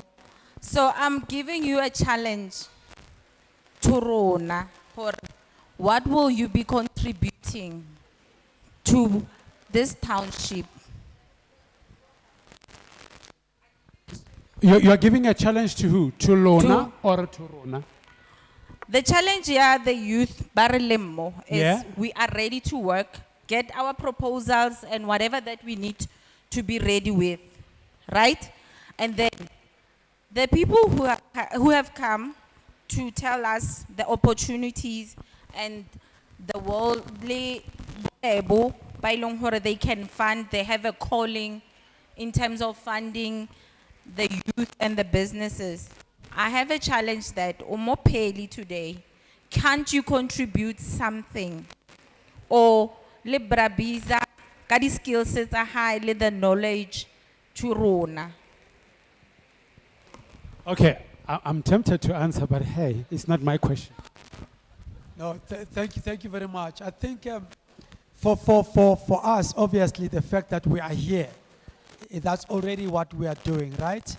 And as I said to you, that we already have got a program that we put in place to try and train as many young people to understand the digital economy and the digital space.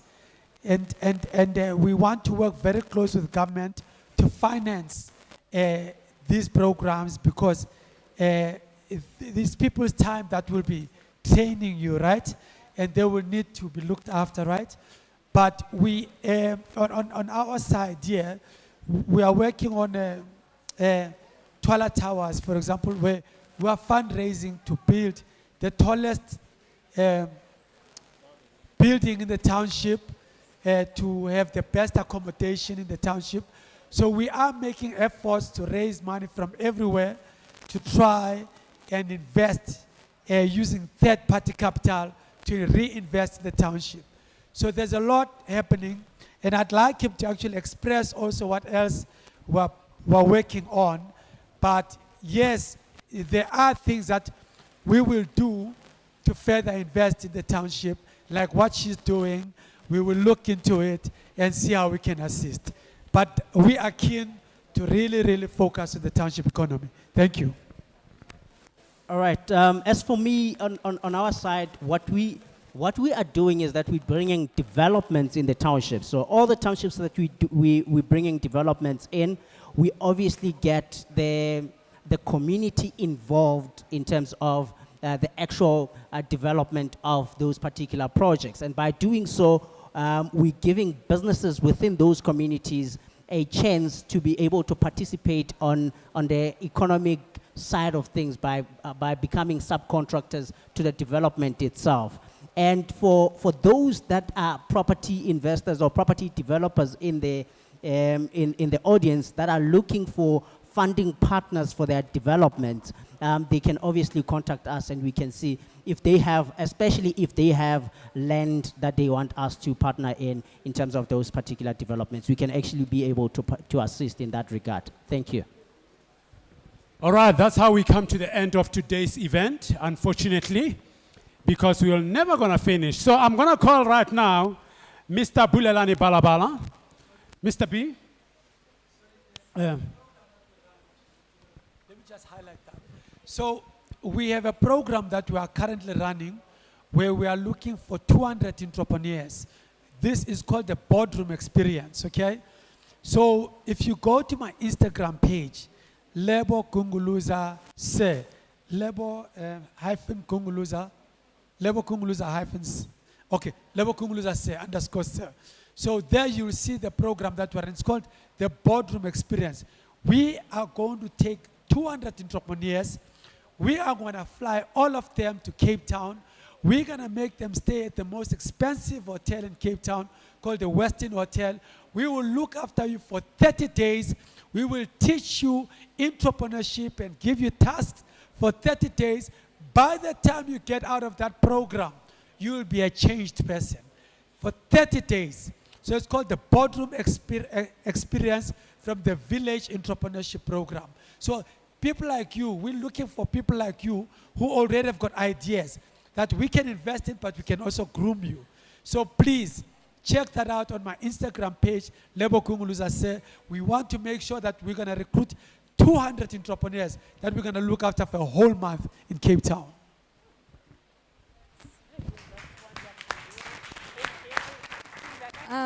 So your question, you see, I find that your question is twofold in terms of raising capital to further your business and also the knowledge on how to further your business. So one of the things that, you know, I may not be able to raise the kind of capital that the gentleman over here can raise for your business, but at the same time, I generally give out my number to people. And the reason I do that is because of my legal background. If you call me up and ask me XYZ question, I can easily answer XYZ for you and point you in the right direction. So it's easy for me to do that without any, you know, you don't have to set up a meeting with me for that. But also, like I said when I was speaking, that if you're looking for funds, it's great to have a pitch. It's great to try to meet the right person. But what are you going to do on your way to meeting the right person? What are you going to do now to sustain you till you can get that full finance that you need? And you need to look at other opportunities as well. And obviously, you know, you can look at HealthGuard to keep you going in the meantime while you get an opportunity. And I can promise you, you know, guys, you can apply, and I pray that you're one of the blessed 200 that will get in.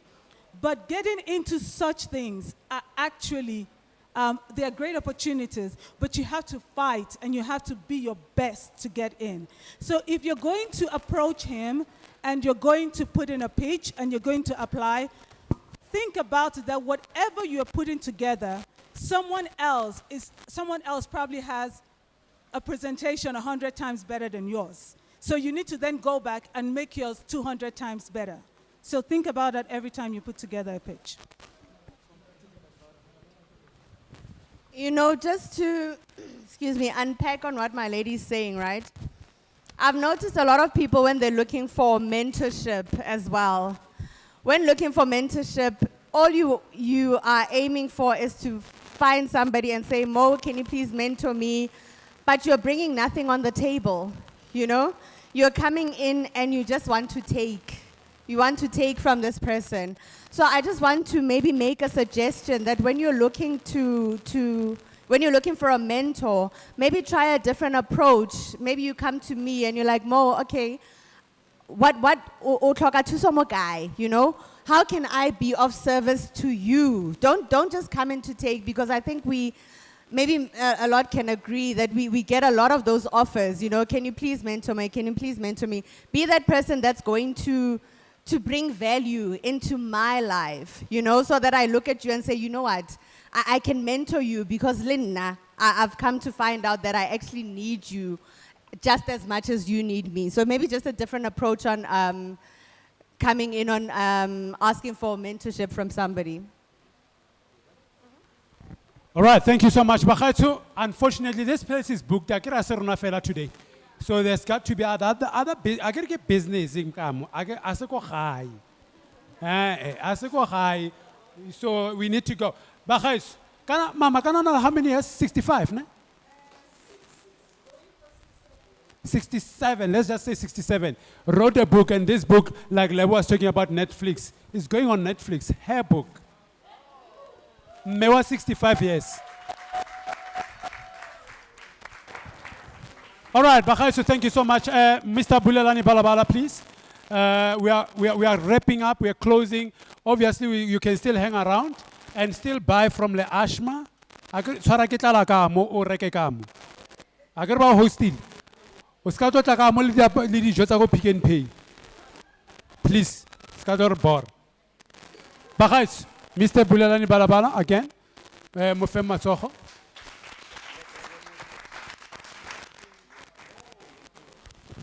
Yeah, I'm wrapping up. You guys must have a beautiful weekend.